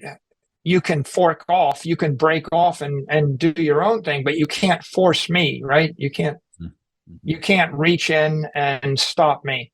So that's what makes it a commodity, that the lack of governance. When you have a group of people if you have a plan, right?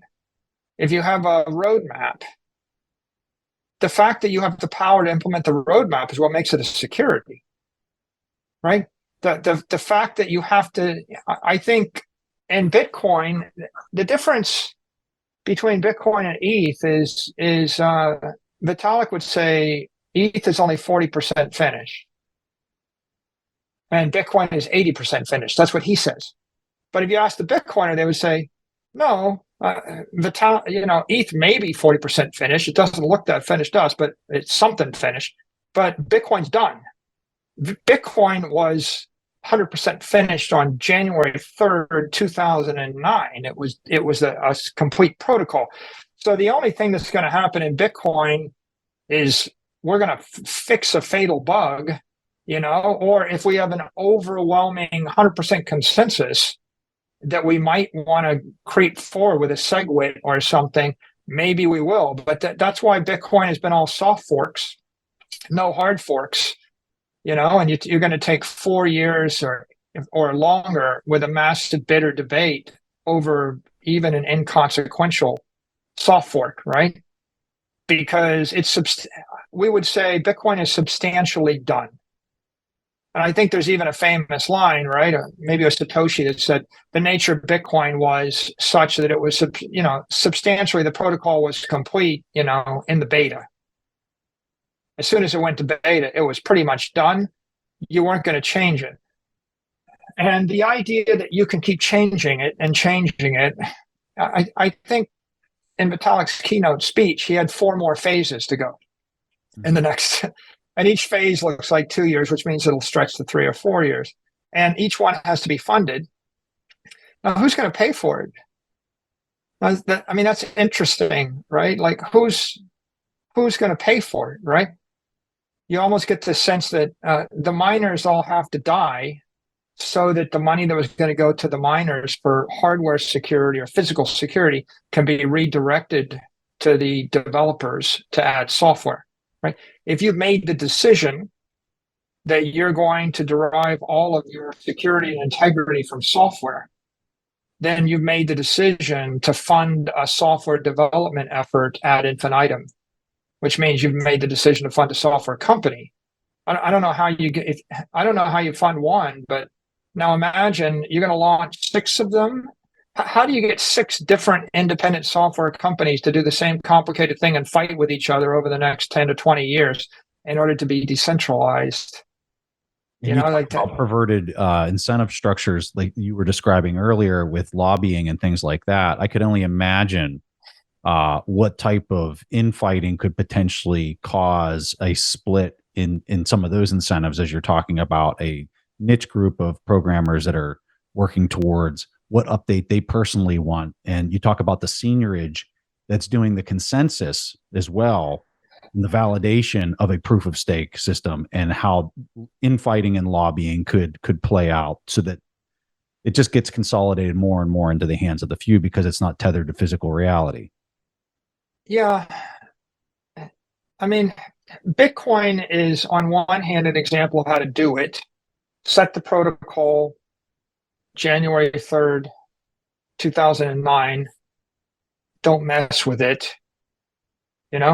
occasional soft forks to fix a fatal bug or something, but really don't mess with it, right? Leave it well enough alone.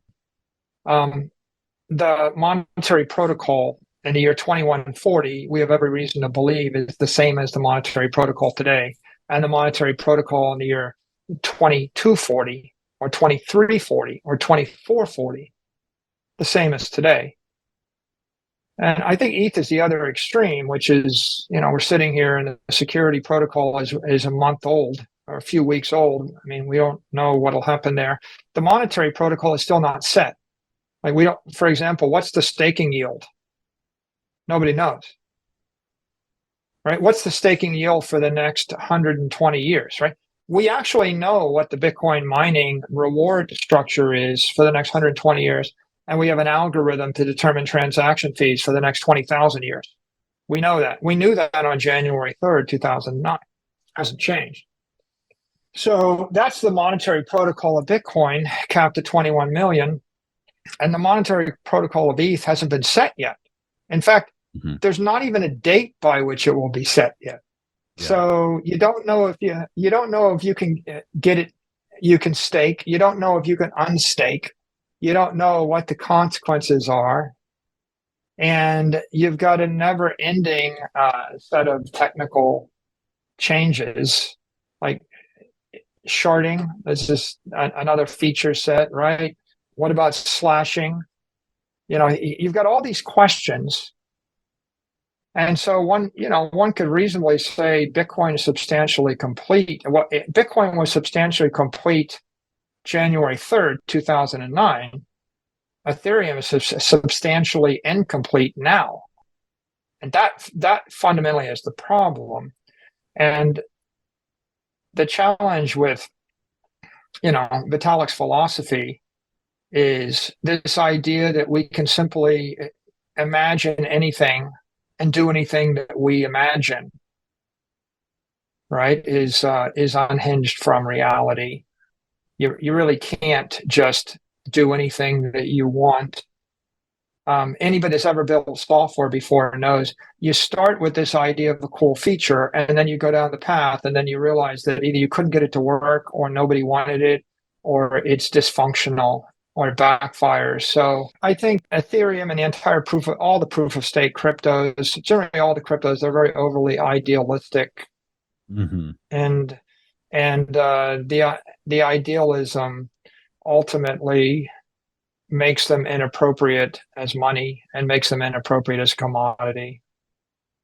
I think it's important. So when you have policymakers that are hearing these debates and they're getting swayed one way or the other, it's very easy for people who don't understand what Bitcoin is fundamentally trying to solve for. What is it fundamentally trying to solve for versus somebody who would look at an Ethereum and say, yeah, but it does smart contracts and it does programmability on the base layer and it does all these other things. And when I hear that side by side, I immediately in my brain, I'm saying that person does not understand what's fundamentally broke and what's fundamentally being solved for.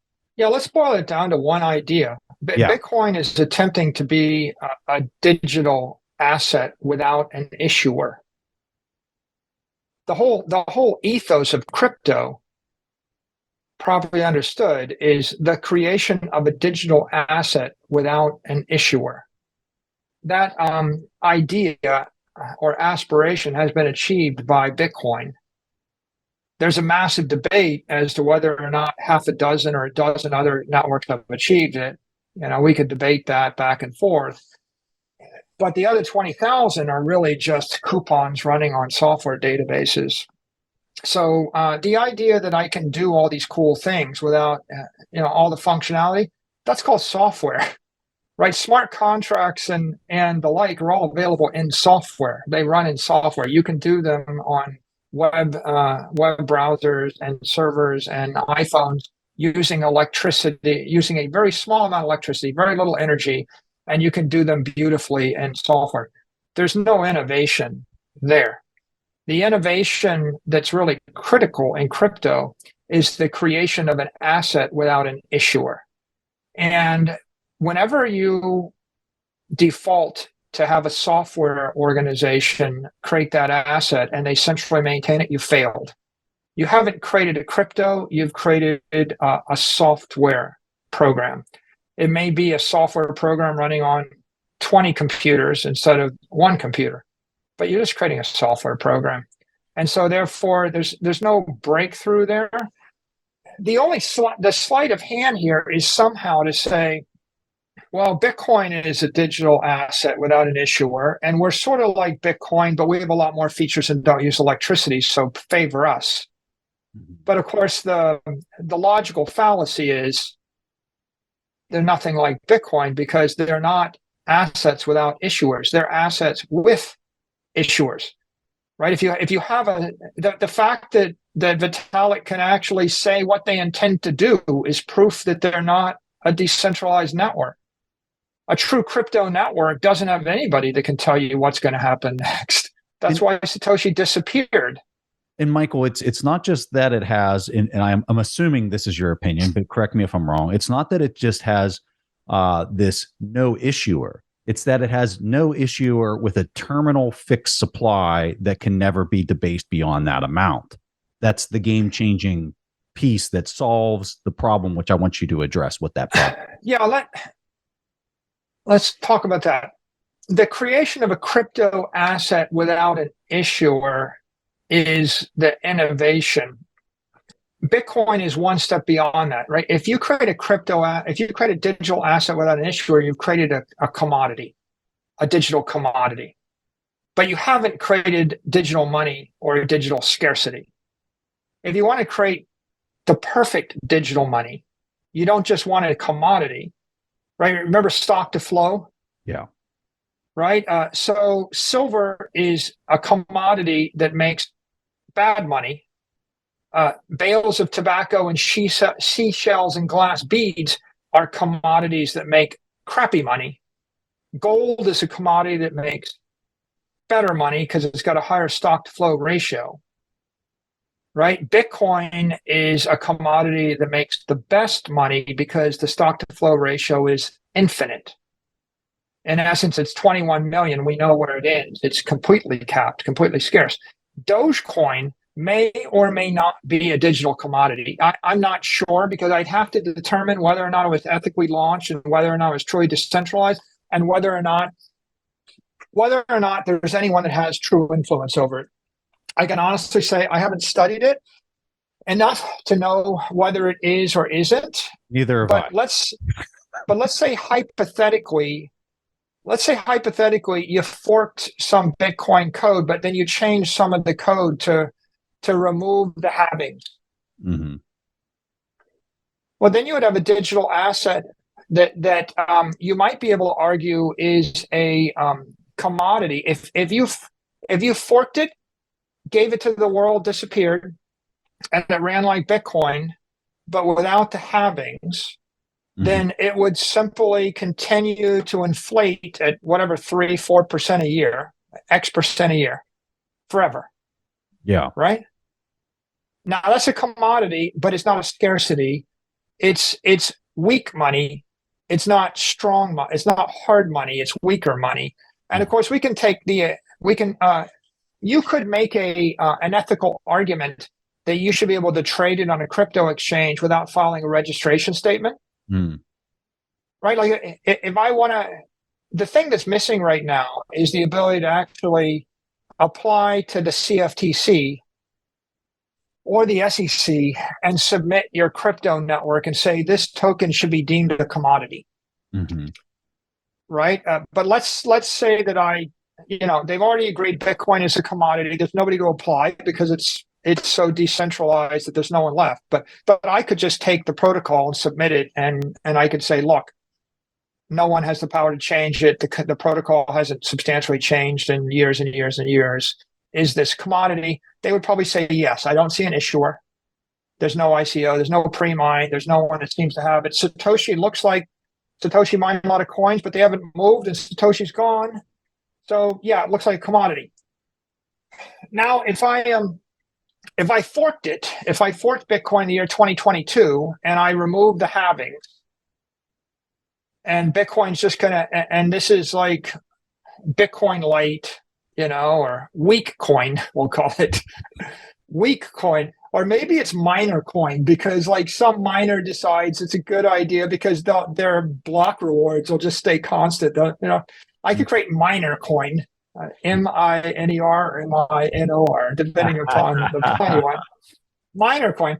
And I fork that and I submit that application to the CFTC and I say, look, this is this. There's like 27 miners that are mining minor coin. Is this a security or commodity?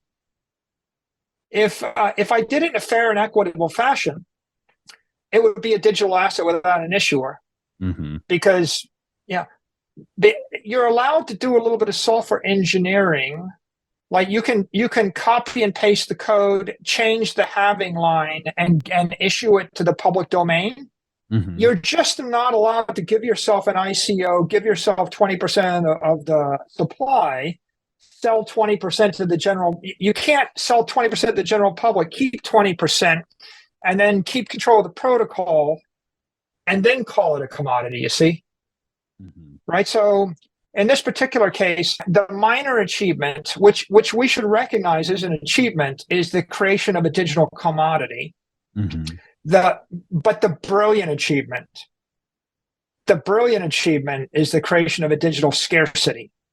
So what you said is right in a way. That is, Satoshi's genius is creating digital scarcity, a digital commodity without an issuer. But the thing that makes it scarce is the protocol. Another way to say it is, right, like not all digital commodities are equally good. Mm-hmm. Just like not all commodities are equally good, right? I mean, copper versus silver versus gold, they're all commodities. One is harder than the other. Mm-hmm. So you can have a superior protocol or an inferior protocol. What I would say with Bitcoin is, and what I would say with crypto is, you have to have energy, a proprietary energy, to create the decentralized secure network that creates a commodity or creates an asset with an issuer. You need that. You have choices how you build the hardware, but anybody can build any hardware they want. So the SHA-256 protocol, which is a software decision, determined the hardware that followed, and now people are creating hardware optimized for that software. So the genetic code was set. There are other genetic codes that could result in digital assets without an issuer. There are also other genetic codes. There are other software protocols that could result in digital assets without an issuer that are also scarce. You could create a Bitcoin copy that's capped at 21 million coins, but the difficulty adjustment takes place every 4 weeks instead of every 2 weeks. Mm-hmm. And the halving takes place every 5 years instead of every 4 years. And it would still be a scarcity, but it would be a different network, a different protocol. Would one be better than the other? Maybe. It's like single-celled organisms. Like there's that bacteria and this bacteria, and they kind of look the same to all of us, but one of the bacteria is better than the other bacteria when it comes to fighting for survival. Yeah. So I think what we have is Bitcoin is a digital asset without an issuer that happens to be a digital scarcity and a digital commodity. There's a question as to how many other digital commodities or scarcities there are. There is no process in the regulatory system for having something formally designated a digital commodity. The presumption is most things are securities until proven otherwise. And the observation is most of them look like securities because they have CEOs and management teams and VC and ICOs and airdrop, and pre-mines and all sorts of indicia of investment contracts. Michael, when I look at the problem that it's solving, right? If I was going to quantify what problem I think it is, I would probably state it like this. Bitcoin is solving the breakdown in fiat currency, a fiat currency that has been manipulated for decades on end and has now created a head bashing between net exporters and net importers around the world, where the net exporters don't want to be paid in these credit-based fiat paper promises because they've been manipulated down to nothing percent. But the net consumers insist on paying in these paper promises. Bitcoin steps in as a wedge between these two, or net exporters and net consumers, and solves the unit of account that they cannot come to agreement on for their settlement. Do you agree with that? Do you see it differently? Do you think I'm kind of using a word sandwich to describe the problem? Can you describe the problem more simply than that? What are your thoughts? I agree with what you said, and I agree on the dilemma. And I can't help but remember going Parabolic's phrase, hard money you can't F with. Jason Williams, the shout out. Yeah. Go Jason. Hard money you can't F with. I think Bitcoin, it's hard money, right? We're moving into a world where the credibility of the fiat currencies are collapsing, right? So fiat currency has been money since, maybe it's been money since 1914. We could debate, we had a gold standard, 1865, 1914. Then we had a gold reserve standard, until 1971. And then we just had pure fiat.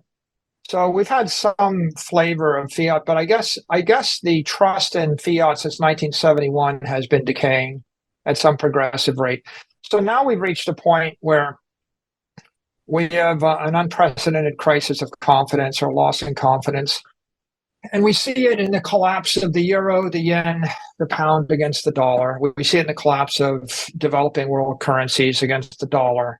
We see it in the breakdown of world trade. There's between, all sorts of blocks. There's a problem of trade between the Chinese and the Indians and the Russians and the Americans and the like.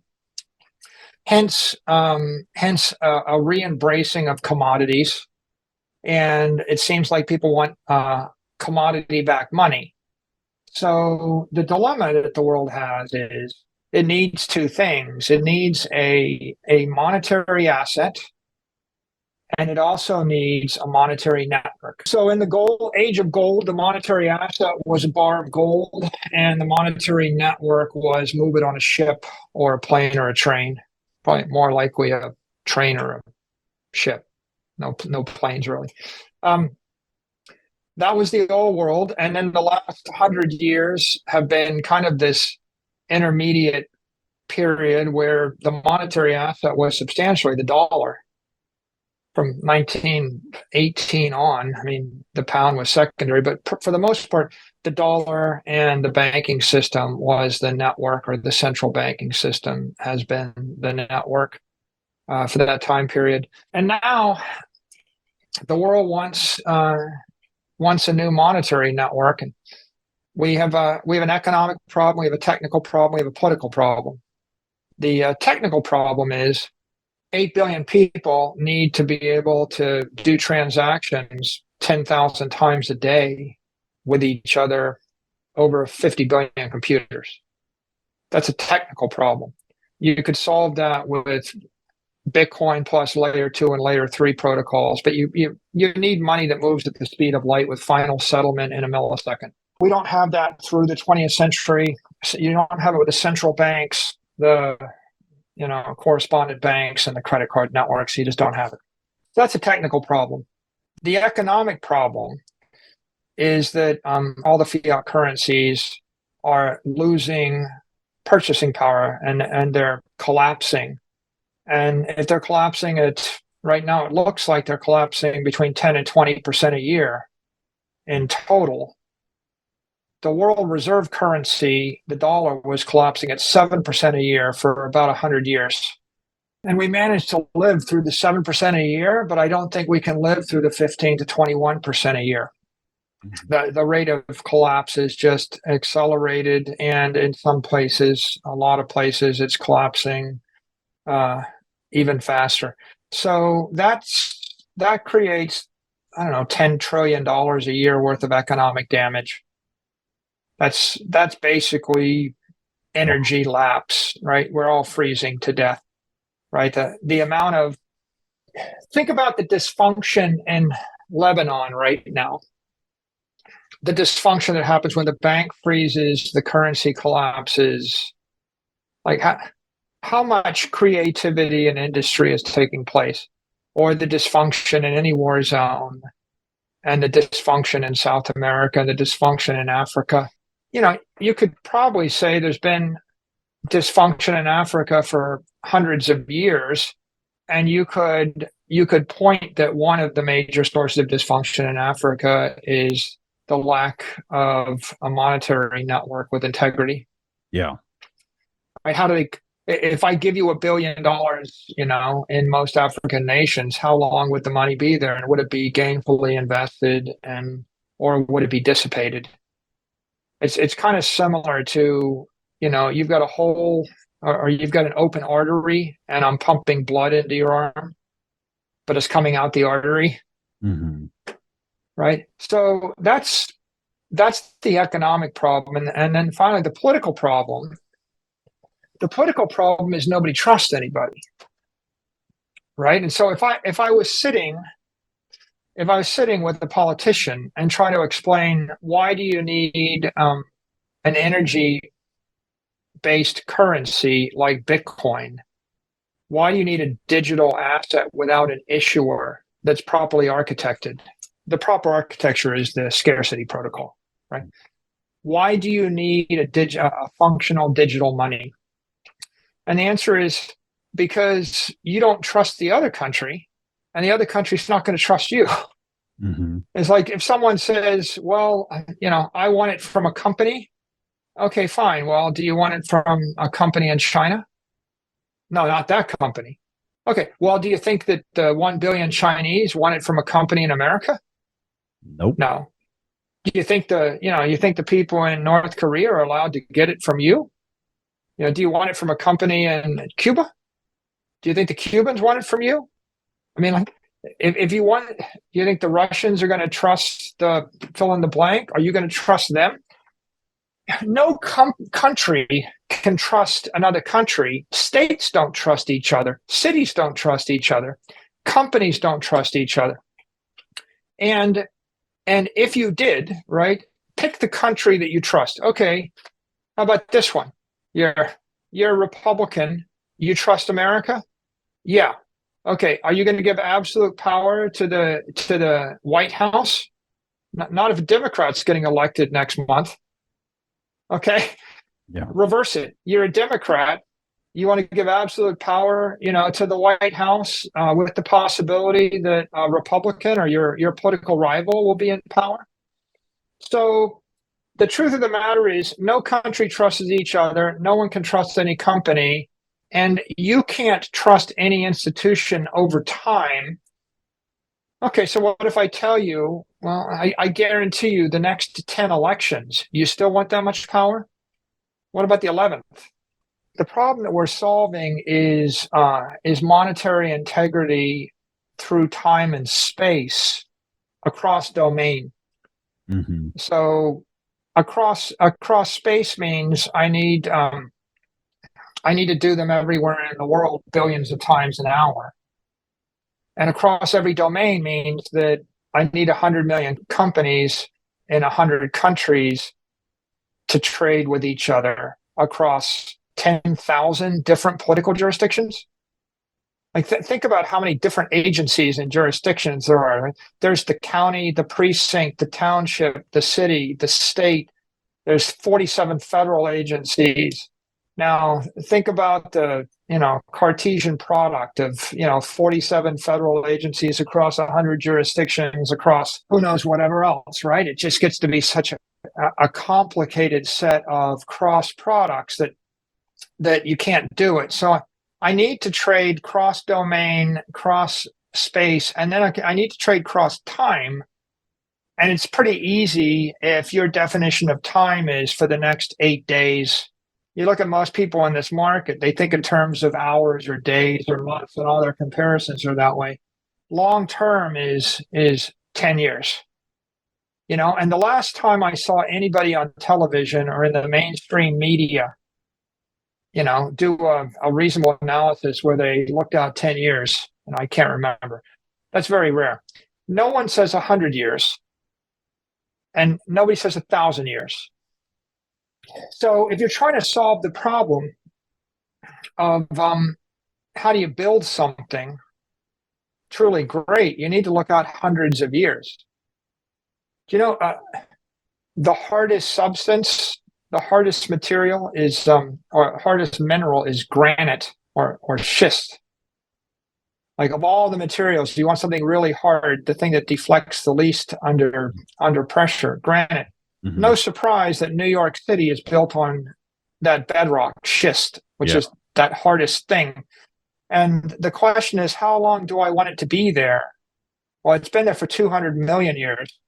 If I'm going to build a city, 1,000 years, go look at the Venetians and see the problem of a city that simply holds up for 50 years. Like, they built on pilings. The pilings are sinking an inch 100 years or a couple of inches every century. That just doesn't work. I mean, it turns out that the city will be gone.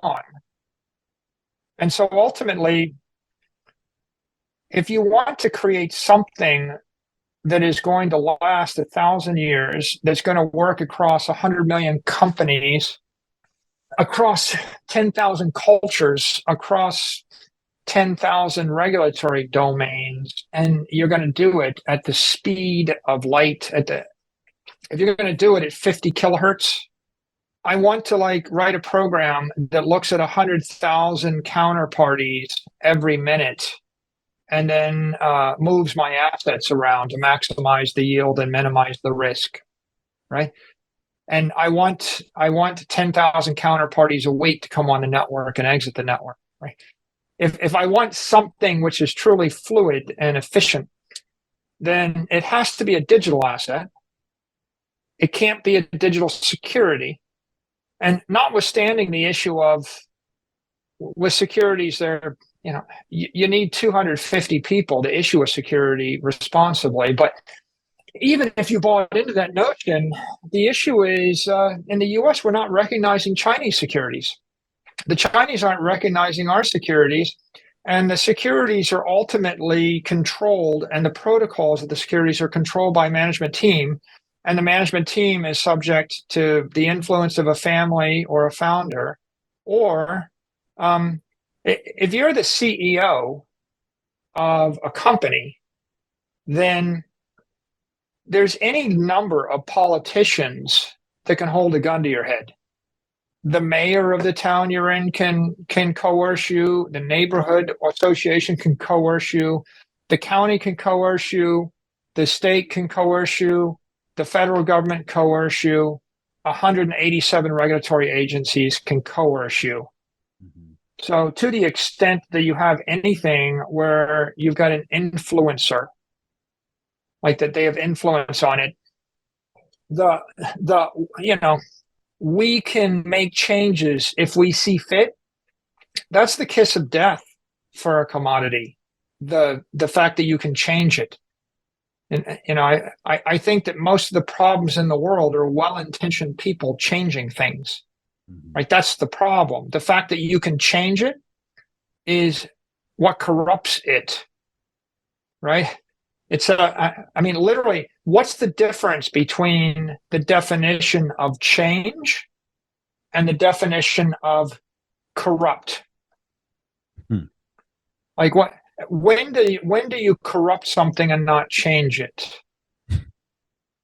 Right? I mean, the truth is, for example, let's take another commodity like steel. Okay, you can change it any way you want. Go ahead. How would you like to change it? I put you in charge. You're the CEO of steel. Okay, now that you're the CTO of steel, Preston, we need you to invalidate steel's tensile strength in Russia because we're fighting a war. Yeah. It's your patriotic duty. Okay, did you change it? Did you improve it? Did you corrupt it? How about just... The difference between why is steel a commodity and why is iron a commodity? Well, because when they figured out how to create steel, the recipe was released into the universe and they couldn't take it back. You see, Mm-hmm. the creation, you can create a commodity. Bronze is an alloy, right? It's a creation, and you could argue bronze is a commodity, but it's a one-way function. You created it, you released it, and your worst enemy can build a sword of it and kill you with it. That's how you know it's a commodity and it's not a security. Lord knows, if it was a coupon for a bronze sword and I came at you, you would revoke my coupon. Mm-hmm. Like, Preston, here's a coupon for a Glock. Can you give me the Glock? I'm going to shoot you in the head with it. I don't think you're redeeming the coupon, right? And so fundamentally, I don't think there's a difference between being able to change something and being able to corrupt something. And that's why it's very dangerous to actually take this idealistic notion that we're on a journey, and to keep building in the protocol. So, Michael, people will say, I hear this all the time. People will say, Bitcoin just costs too much energy expense. It's too much. And like my immediate thought when I hear this is in relative to what, right? And so when you think about the existing settlement system, the traditional settlement system, how do you possibly quantify the cost that's associated with that? And the cost isn't just the numeric energy expense of the existing system. There's a lot in there, like you were talking about Africa and how it was unbanked and all these other intangible costs that are associated with a system that is corruptible. I think the people that say it costs too much are the 0.1% crypto promoters that are promoting their crypto token, their yo-yo coin, whatever. And they say it costs too much because they're desperately grasping for relevance. Okay. I think that the 98% of the world that doesn't really understand or think much about Bitcoin, they don't have a strong opinion one way or the other. They hear a little bit of barking from the crypto promoters and the the entrepreneurs, but from their point of view, they're not sure. Aqueducts cost a lot. Take away the aqueduct and everybody in the city dies. Sewers and reservoirs and dams. The Hoover Dam cost a lot. Power plants cost a lot. Railroads cost a lot. Railroads used to bankrupt everybody, right? Steel costs a lot. I mean, how many people have ever seen a steel refinery? Gunpowder is hard to make too, costs a lot. You study the history of the DuPonts, right? A couple of them got blown up in their own gunpowder factories. Yeah, too dangerous? Yeah, too dangerous? Not if you want to win the war, right? I mean, take away the steel, the oil, and the gunpowder, and then fight World War I and World War II again, right? Or take it out of the North, right? It determines whether you win or whether you lose. Ships cost a lot. The Manhattan Project costs a lot. If you study what went into that, it must have been 500,000 people were working on all those projects to win, to basically drop two weapons. So I think you could say in general, every significant thing costs a lot. Look at the Brooklyn Bridge. Look at the Verrazano Narrows Bridge. Look at the skyscraper in Manhattan. Look at Manhattan in general. Cost a lot. They all cost a lot. The Union Pacific Railroad costs a lot to connect the country. And they all have the same thing in common. There's a profound investment of capital and human intellect and labor in order to construct something with some degree of utility. And in this particular case, and when you look at it in that context, Bitcoin doesn't really cost that much at all. Bitcoin is probably there's $25-30 billion of hardware that's been purchased or capitalized in the network. They burn something like $3, $4, $5 billion a year worth of electricity. to run it. Mm-hmm. They've kind of crossed over the point where the network is it's probably getting increasingly energy efficient. And so for the cost, say it's $10 billion a year to run the Bitcoin mining network, which is in essence the Bitcoin security network. For that cost, you're currently supporting $400 billion of assets, but it's like you spent $10 billion on a railroad that's worth 400 billion that moves, you know, what is the number? It's billions and billions of dollars an hour Mm-hmm. of transactions, but it moves trillions and trillions, 10 trillion, 20 trillion a year or more, some large amount right now. But the network is almost infinitely scalable at this point. So the same $10 billion of hardware and energy expenditure per year, that could support 10x as many transactions or transaction value. It could support 10x the asset value. So it's like a railroad. The cost to create the railroad was high. The value of the railroad will scale dramatically by 10x and then by 100x and by 1000x. And ultimately, it's the price you pay for the civilization. If you're an aviator, the cost of building a 747, obscene. The cost of a first intercontinental jet, is 10, $20 billion for the first plane. Mm-hmm. The next plane much cheaper, and you're amortizing. So by the time you've been flying the plane for 30 years, you've reduced the cost of going between New York and Tokyo down to some few $100s. Who would actually say it's too expensive? It would be the the guy that's selling the ox cart would say the railroad is too expensive. Yes. And the guy that's actually got the sailing yacht would say the steamship is too expensive. And the person that was pitching the automobile would say the subway is too expensive. And the dude that wants you to buy coal would say, the oil is too expensive. And the oil person would say the nuclear power is too expensive. And if I came up with a fusion reactor that ran off of a bottle of water that would light up the entire city for 100 years, the dudes in the nuclear industry would say this is, strange and too expensive and dangerous or something, right? I mean, everybody always says that to prevent the next technology change. So I think that the solution clearly is educate those that are objective and explain to them why the civilization is based upon this monetary network. And the monetary network needs to be without an issuer, without dependence on a country or a company. It's ironic that it's companies that are paying money to lobbyists and academics and nonprofits to lobby against Bitcoin's energy use, because they want you to rely upon their company and their company's token. And ultimately, that it's pretty obvious to anyone that thinks about it that we're not going to trust a private company to issue our money. And even if we did, even if it was the most perfect human being imaginable, they better be God and they better live for the next million years, because we're not going to trust their kid or their kid's kid.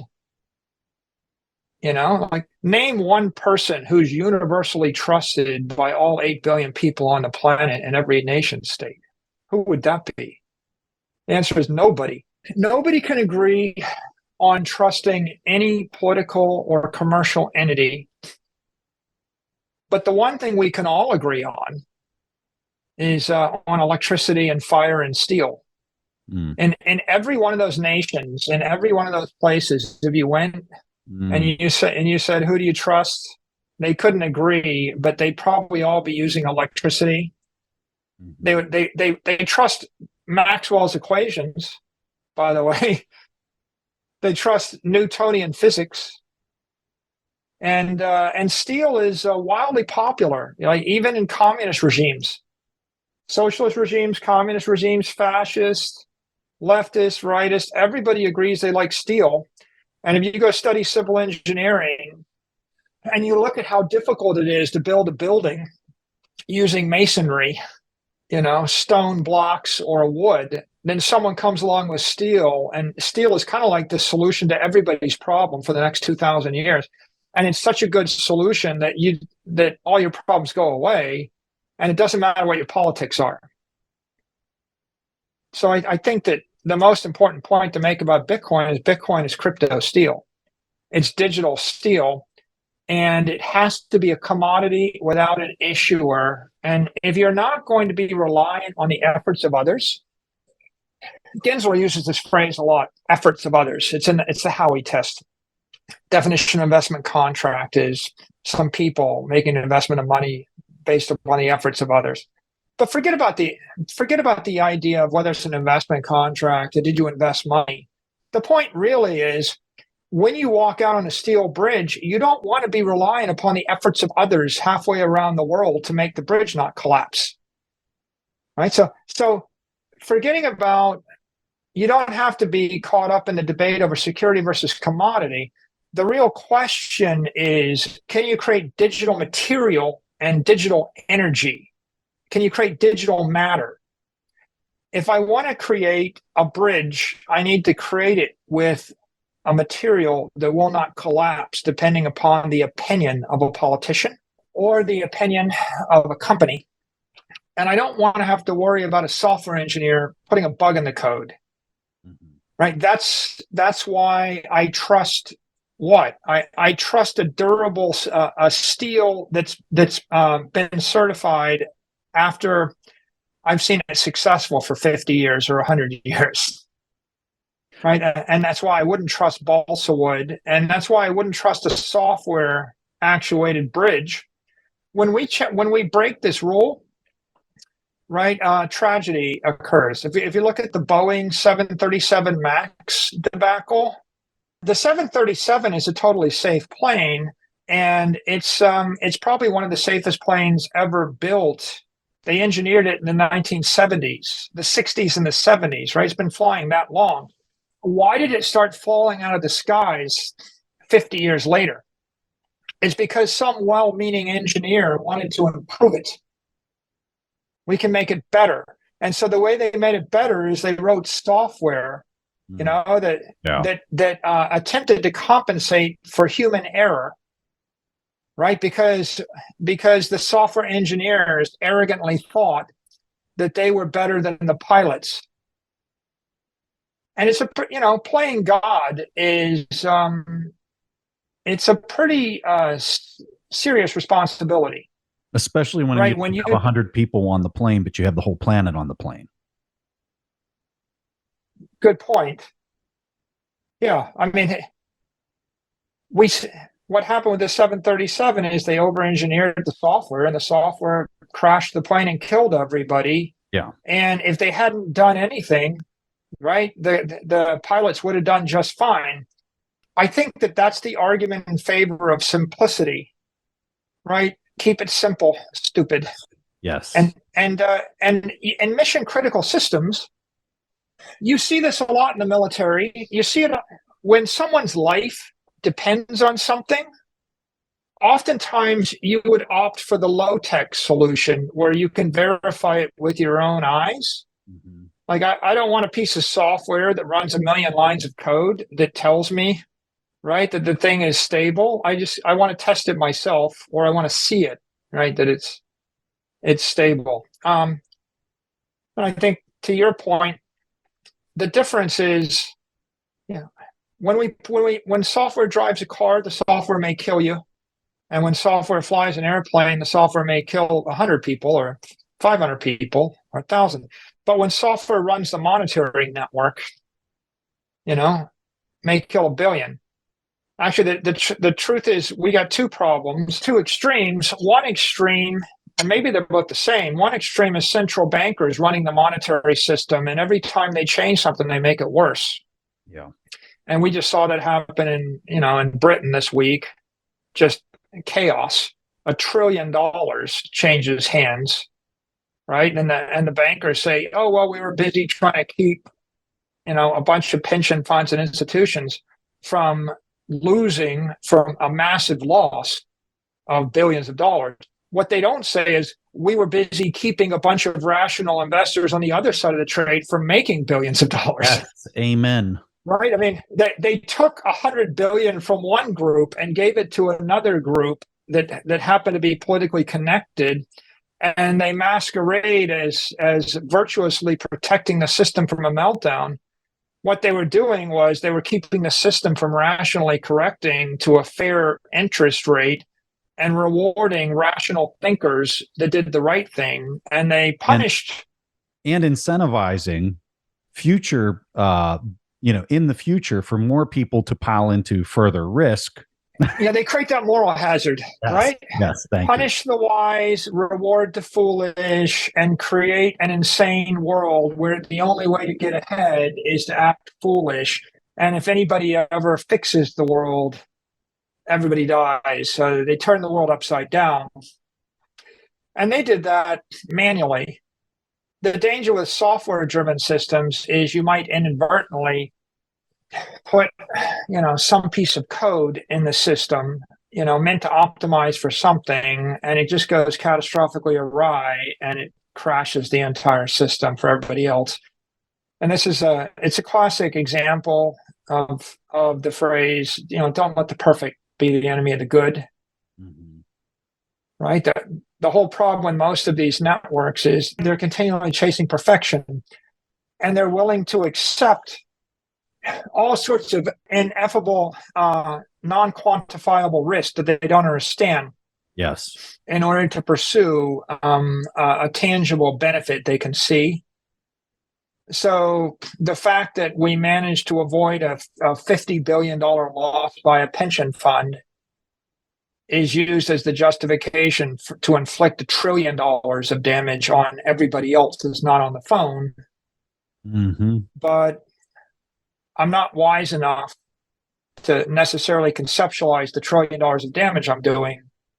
Or maybe I am, but it's just they're not screaming at me right now. So I'm going to take the expedient path.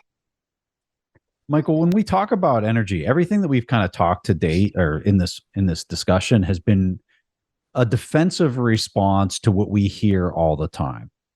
What also drives me a little crazy is I get all these DMs from people showing me various charts of how they're using Bitcoin almost like a capacitor or a battery on the grid to strengthen the grid to make it more reliable.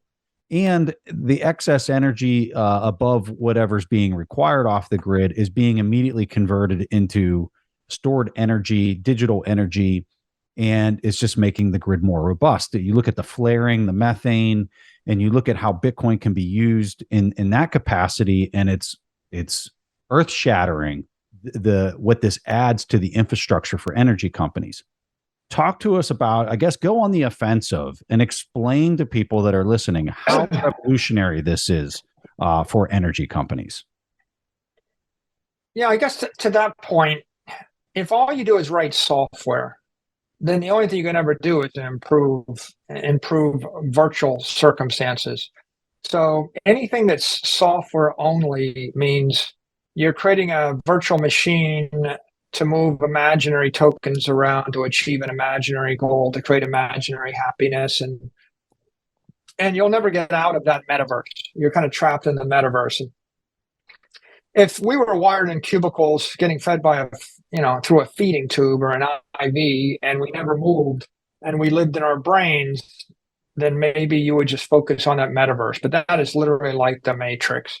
If, on the other hand, you want to improve things in the universe, if you have interest in solving problems in the universe, like clean water or healthy food or a comfortable environment or providing people with physical luxury, then you have to build machines and you have to manipulate matter and energy. So the number one problem with all the non-energy based cryptos is they're all just software programs. And so you can write 100 million billion software programs. They're never going to feed you. And they're the only way that you're going to change the real universe is plug a piece of software into a machine. And so Bitcoin mining is really the digital energy business. And what you're doing is you've got a software protocol plugged into a machine, and the machine is converting electricity, intermittent electricity anywhere in the earth, powered by any energy source, into digital energy. And it's also creating security and integrity. So what you're getting is you're getting a block of digital energy, an asset that you can move around at the speed of light, friction-free, but you're also getting a block of digital energy, digital scarcity, digital money that will last forever. And so the entire network is therefore monetizing energy. And that means you've created a machine to convert waste energy into digital energy. That's really valuable for remediating methane or remediating stranded natural gas. It's also useful for monetizing stranded geothermal or stranded any other power. You're never going to monetize stranded power or waste power with a software-only program, right? So all the proof-of-stake networks are irrelevant.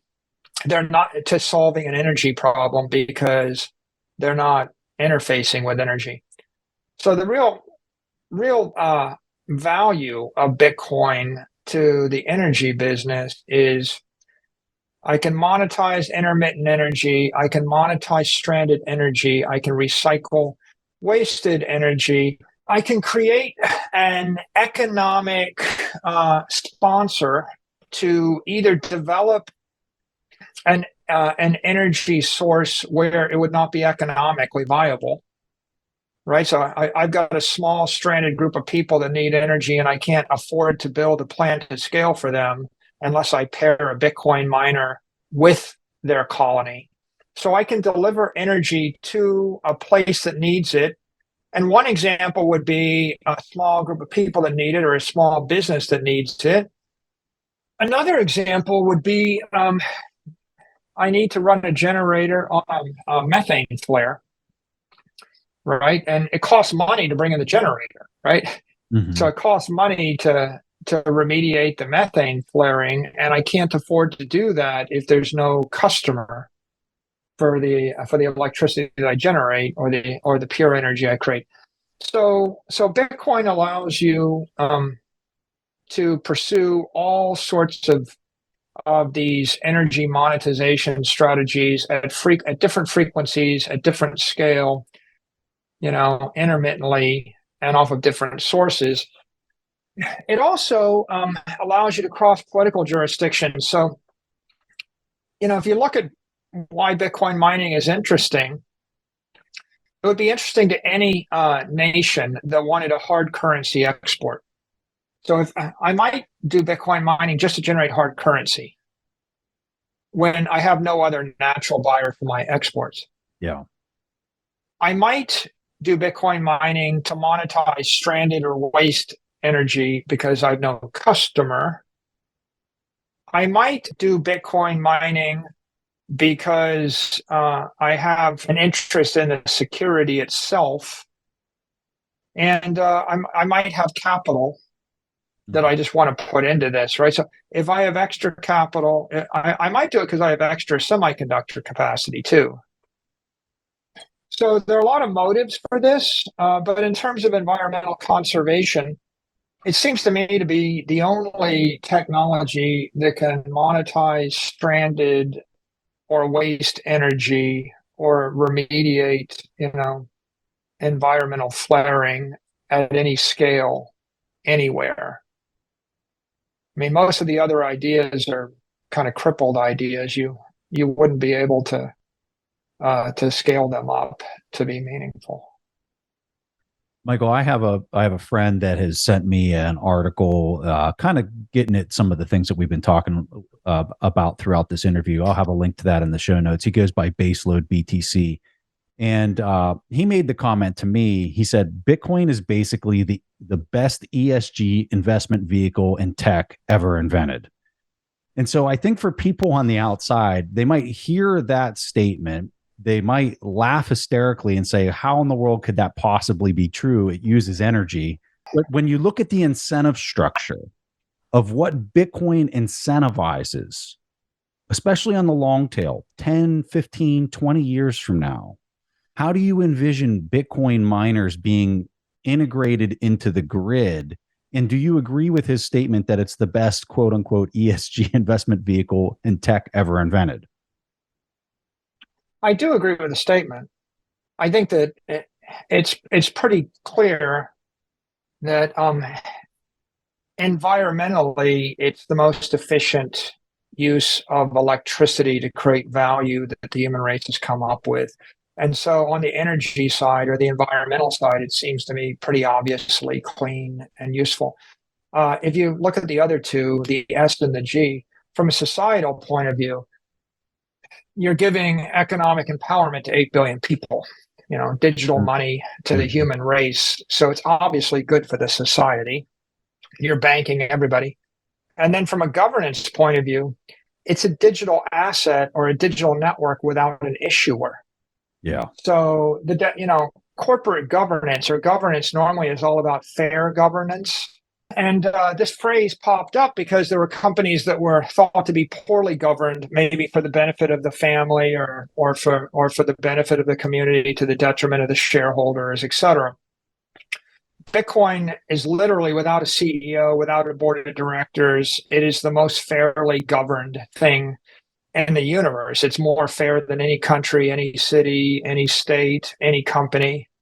So in terms of ESG, it definitely checks all three boxes. In fact, it hits home runs out of the park on all three. Yeah. I would probably just make one more point here, which is, like, if you're concerned about ESG, right, you really ask the question, what is a universal entitlement to the human race? Like, the most ESG friendly stuff is clean water, power, bandwidth, like internet access, steel, functioning materials, transportation, and just pure energy, food. So these are things that life is based on. And so if you want to create a civilization, and the Romans knew this, a famous historian, he said, I admire the Romans for their aqueducts, their roads, and their drains. And you think about this, really, drains? Well, the aqueducts brought water to the city, and the normal consequence, of course, is the city population grows by a factor of 10. And without the water, you can't flush away the waste byproduct, and so everybody dies of typhus or some cholera, some awful disease. So you need the water, and then you need the roads to be able to move, right? And then the drains carried away the waste, and they carried away the wastewater and also shed water so that the buildings didn't collapse and kill everybody. So if you think about that, an aqueduct is ESG friendly. It's very expensive to build the first one, and Lord help you, and it's hard to build the first one. I mean, no one else could figure it out. That's why the Romans dominated, because no one could figure it out. And then after the Romans disappeared, people forgot how to do it, and the civilization collapsed. And 90% of the people died in some of these cities because you run out of water 3 days and you're dead. So I think if you think about Bitcoin in the same framework, it's a digital energy network. It is providing the ultimate gift, which is clean money.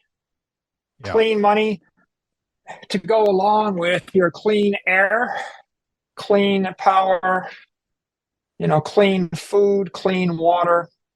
And what happens if the water is dirty? We die. If the air is dirty, we die.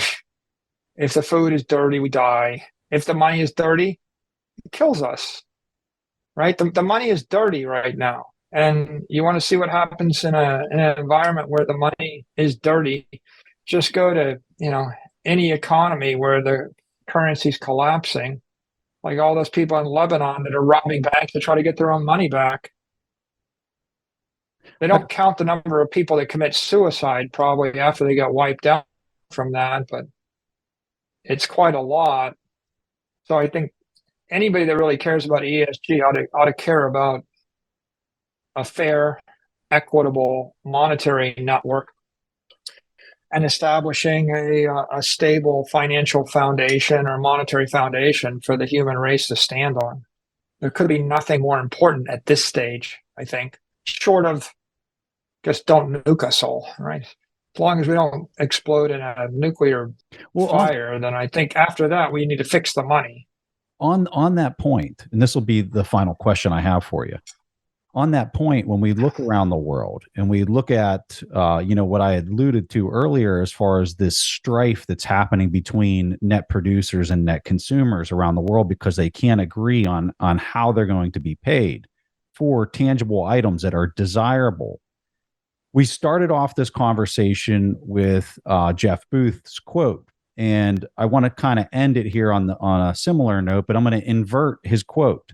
And if I invert his quote, I say it reads, if the money is sound, desirable resources will be efficiently consumed and managed, and global cooperation should take place. Do you agree with that? And paint a picture for us where this, like, what does the world look like? Are we able to divert this enormous amount of social unrest that is brewing, and the trend of that is looking very concerning for a lot of people? I hear from people all the time. They're very scared as to what's happening in the world right now. Paint a picture for us in a Bitcoin kind of world. Unsound money creates chaos and foolishness. The definition of foolish is short-sighted, and chaos is uncoordinated. So foolishness and chaos is what you get when you have unsound money that's collapsing. And when you have a shared sound monetary network, which is what Bitcoin represents, you get the opposite. You get rational order, right? We're orderly. You're going to get trade through time and space, right? I can now afford to invest. I can build something for the next 3 years to sell you for a lot of money in the fourth year. And I can find a way to finance it. And I don't expect the society to collapse in 4 years. So I can make long-term investments. I can do long-term research. I can defer gratification, and then I can transfer my capital from me to you for the next year because it's fair and I'll get a fair return on it. So you get rational behavior by producers and by savers. You get trading. If I could trade cross borders, that's a big deal. Being able to trade with everybody, right? I mean, every country is not trading with everybody. We have massive inefficiencies because we can't trade with China right now, right? So if you want to fix it, you bring down the trade barriers, and then you can trade. And the ideal network would allow you to trade with anybody over any domain at any frequency for any period. And that's a big idea, like any frequency. Like, how do I trade 1,000 times an hour between 100 countries? Now that's impossible. How do I trade with someone in another country where the duration of the contract is 6 years or 60 years? Mm-hmm. Like what, for example, there's a joke, you're going to give someone a loan for 100 years when the payment is in a fiat currency that's collapsing. That makes no sense at all. So it's impossible to do that. But what if the trade wasn't in the currency that was collapsing? What if it was in Bitcoin, something that's scarce? So in a sound environment with sound money and a technically proficient monetary network, then I think you get high frequency, high bandwidth trading over long durations with a bias toward rational action. I'm not saying everybody would act rationally, because some people are still stupid and do stupid things, and we can't always agree on what the rational behavior is. But the bias is toward rational action because over time, the rational actors will accumulate the capital and the irrational actors get squeezed out of the system.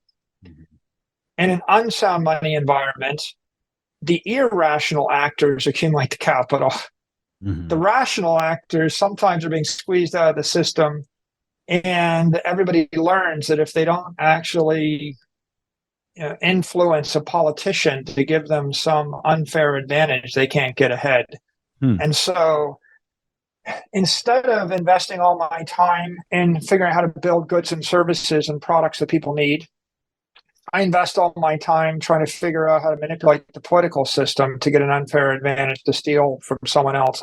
In essence, you have the rise of the parasite class. Yes. Politicians and lawyers and lobbyists that are manipulating the public in order to give themselves an advantage. And it gets so bad that even if you're a creator, you still have to hire lobbyists and lawyers to protect you from the other parasites. So large portions of the economy are diverted to parasitic activity. And when you have a sound monetary system and a sound monetary asset, then the tendency is toward the opposite. I've said before, I think Bitcoin fixes half the problems in the world. So I should interpose right now, only half. Half the problems are due to defective money and a crippled monetary network. The other half of the problems are due to politics and culture and, acts of nature, and force majeure, things that are beyond our control. And so I have no doubt there'll still be unfair rules and unfair cultures and unfair situations and suboptimal things, even if we fix the money. That's why the other half will be there. But I do think that we inflict about twice as much inefficiency on ourselves as we need to by having defective money. And if you're looking for a metaphor, the simple metaphor is one athlete had to give a pint of blood before they ran the race, and the other athlete didn't. That's no world I want to live in if I'm the one not receiving. It's just a never-ending drain. On the energy of the civilization. It's like, how well are you going to run, or are you going to train for the Olympics in 4 years if I tell you that I'm seizing your house in 1 year and you're going to jail in 2 years? It's just very difficult to focus, right? So what you have is a lot of chaos that's interfering. What you would do is you would stop and you would hire a lawyer to defend you on the one thing, and then you would go shopping for another place to live that you're not going to lose for the other thing. And the third block of time, if you had time left, you would train for the marathon. So, Michael, is there anything else that you think we maybe left out or that you think is important to this conversation? Yeah, I mean, the entire talk about energy, it just brings me back to a basic principle. The whole problem in the civilization is an energy imbalance and an energy inefficiency at the base of our entire economy and maybe the base of our entire civilization. We're trying to fix it. It's like there's a hole in the civilization and trillions of dollars of energy are flowing out of that container every year, and we need to plug the hole. I think of it like this. If you think about the basis of the money supply, it's the US dollar is the reserve currency of the world. All the other currencies are linked to it. You've got $100 trillion worth of that stuff floating around. And then you've got other currency derivatives. You've got bonds, massive amounts of bonds, massive amounts of real estate, property, and stocks, and you've got companies that are valued based on cash flows. And so let's say we have $500 trillion worth of stuff in the civilization that all is really predicated upon this fundamental unit of account, store of value, medium of exchange, which is the fiat currency. That underlying currency That's collapsing right now. And we talked about it collapsing 10 to 20% a year, right? And all of those derivatives of the currency are losing value. So you can almost think about the civilization resting on a platform which has got a big hole in it. And the energy of the civilization is draining out that hole. Bitcoin represents a new monetary base. What we have is a digital scarcity. And the idea is 100 years ago, we thought gold should be the basis, and then it became fiat should be the basis. And now if we can create digital scarcity as the basis, or what we might say is a perfect ledger, and if we had a fair, equitable, immutable ledger or a proper ledger, a ledger that didn't lose 10% or more of its energy a year, but rather it was conservative. In that case, the goal becomes to shift the entire civilization from an imperfect foundation that's losing. It doesn't really matter whether it's 10% or 20% or 7%. All of those numbers, even 2% is too much, right? If the civilization is sitting on a foundation where 2 or 3 or 5 or 20% of the energy is lapsing out the bottom of it every year into the ether, right? Then you've got a suboptimal situation. And when the number gets to be 20 or 30%, you approach economic collapse. So that's the problem. The solution is seal the energy lapse. We have to seal the economic system. We've invented a way to do it, this crypto steel or digital energy, which we know is Bitcoin. We've invented a way to do it. You can't do it with a country, right? We've been trying to do it with the political process, right? The British tried to do it with the pound. We try to do it with the dollar, the mark, the peso, the franc, the euro. So we already know what happens when we try to do it politically. We can't do it corporately because nobody trusts the company. We can't use Apple stock as the basis of the civilization. I mean, a company is even less credible than a country. And so we're left looking for a digital asset which is trustworthy with integrity, a material, an economic material that is strong enough to build a civilization on top of without it collapsing. I gave you the model of Venice as the city collapsing, on pilings that keep sinking, right? And our civilization is a bigger problem than Venice. We're collapsing at a faster rate on pilings that are sinking. Yeah. The challenge of humanity forever has been, how do I build something that will last on a foundation that won't sag over 100 years? How do I build a civilization over 1,000 years? So we've got this idea, a digital asset that we call Bitcoin. And now the challenge is, how do we move $500 trillion of weight? Because you can measure mass and energy in monetary terms. $1 million will buy you a certain amount of steel. $1 billion will buy you 1,000x more steel, right? So you can measure the mass of the civilization in money. We need to shift our entire civilization to a firmer foundation. We need to move from a swamp to granite. And the only way we're going to do it is if everybody can agree on something that's fair and equitable. Yeah. And that means it needs to be open, it needs to be permissionless, and it needs to be incorruptible, indestructible, immortal. And once you understand the idea that we need to move from something which is not working, if you're an American, you might think the dollar works, but we can be quite sure if we go to the Russians, they're not going to say the dollar works. It's not working for them, right? And if you go to the Chinese, they would disagree. And of course, everybody would disagree that everybody else's foundation works. So if we want to create a civilization that rest on a mathematically sound foundation. You need to create an economic material that will not deflect.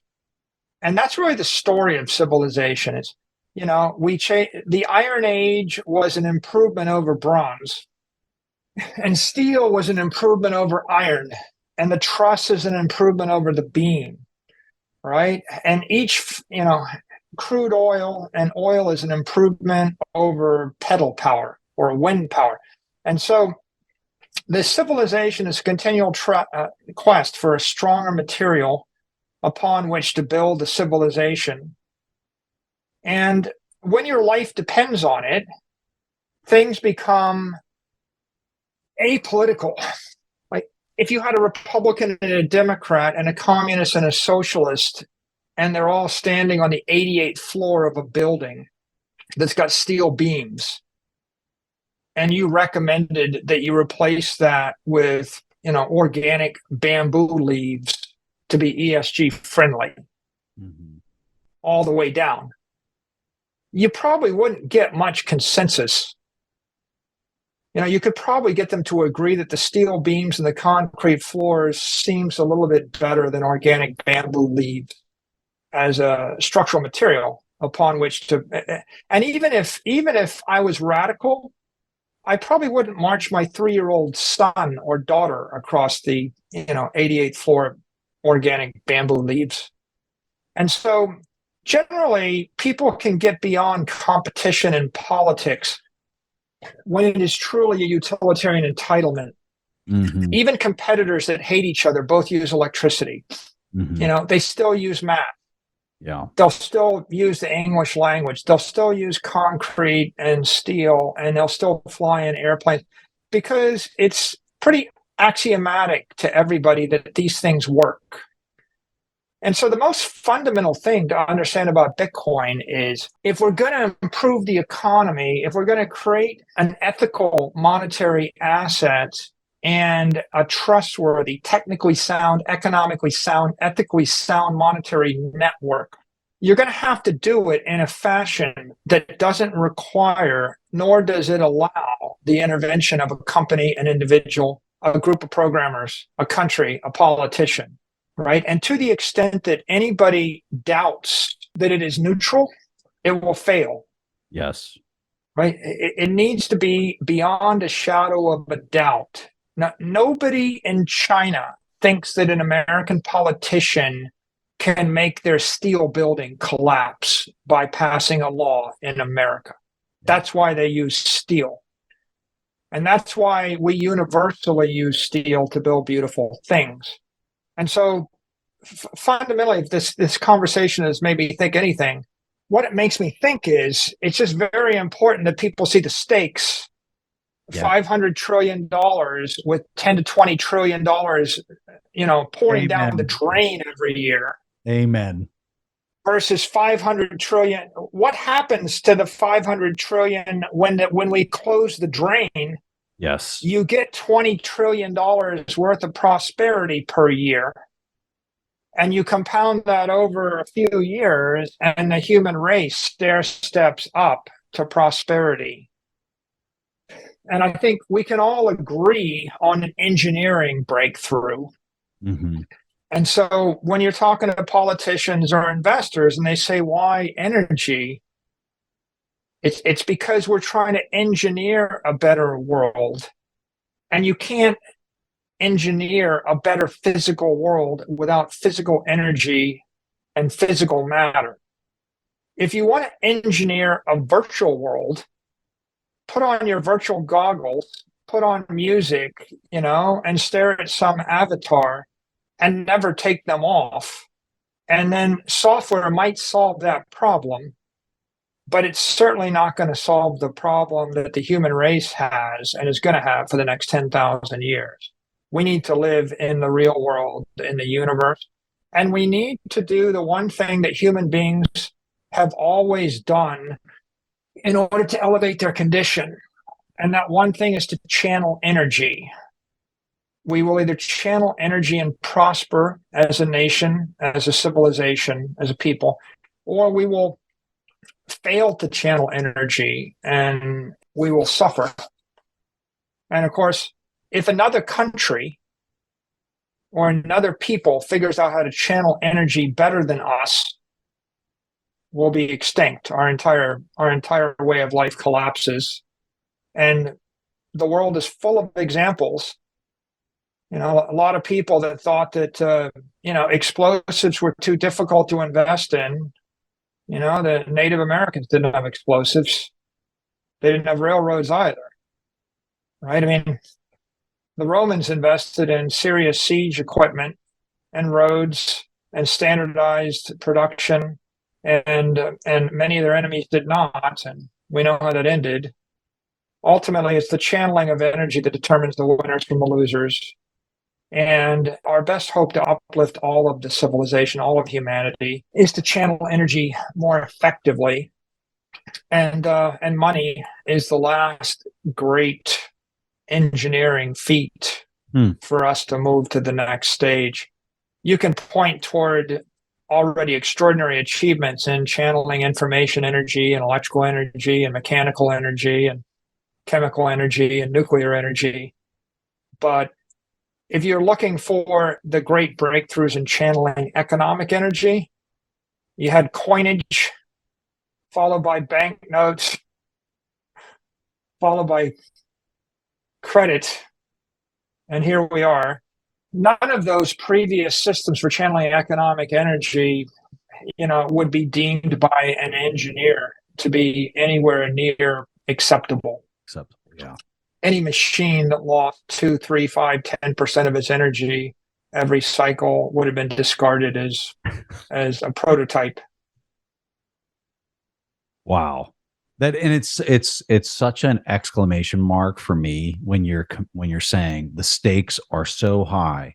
People that are listening to this that are not heavily involved in economics or understand what's happening in the markets right now, I don't think fully understand how profound this 500 trillion number that you're stating. I don't think they fully understand how precarious that is at this exact moment in time. No, it's pretty critical. I mean, the Romans invented the aqueducts, the empire rose, but then again, the aqueducts broke and people forgot how to fix them, and the empire fell. Yeah. And we invented nuclear power, and then we created the Nuclear Regulatory Commission, and for 50 years we stopped building nuclear power plants. And now we're staring at massive crisis throughout the world because we can't generate enough energy. And one wonders, if we hadn't stopped investing and building nuclear energy, would we have any energy crisis right now? So we can't take it for granted. We need to, there are examples of the political system destroying engineering achievements, but there are other examples of the political system embracing them. And I think right now it's pretty important for all of us to communicate to the politicians, to the mainstream media, to investors, that this is superior technology. This is digital energy technology. Digital energy, digital money, digital commodities, they're critical to embrace, and especially digital scarcity, to the future of the human race. And I'm optimistic, but we just have a lot of talking You and me to both. do. You and me both. When I look at the complexity of it, the education is the piece that we've just got to keep on educating people on what this is, especially, when we look at policymakers that are being fed all sorts of narratives that come with individual incentives attached to them sometimes that are parasitic type narratives. And having a conversation like this with you, Michael, specifically around energy, because I think it's one of the biggest pieces that is really difficult for people to wrap their head around, is just, I can't thank you enough for making this time that you've made to try to explain it from your point of view as to what this thing is. Just really appreciate it. Yeah, thanks for having me. I appreciate it. It's fun working through these things. for the first time in agrarian society, we figured out how to use a power-based control structure to manage resources and to achieve consensus on the legitimate state of custody of property and to physically defend ourselves in and from through cyberspace. And we've done all of these things at the same time, and we've done it non-lethally.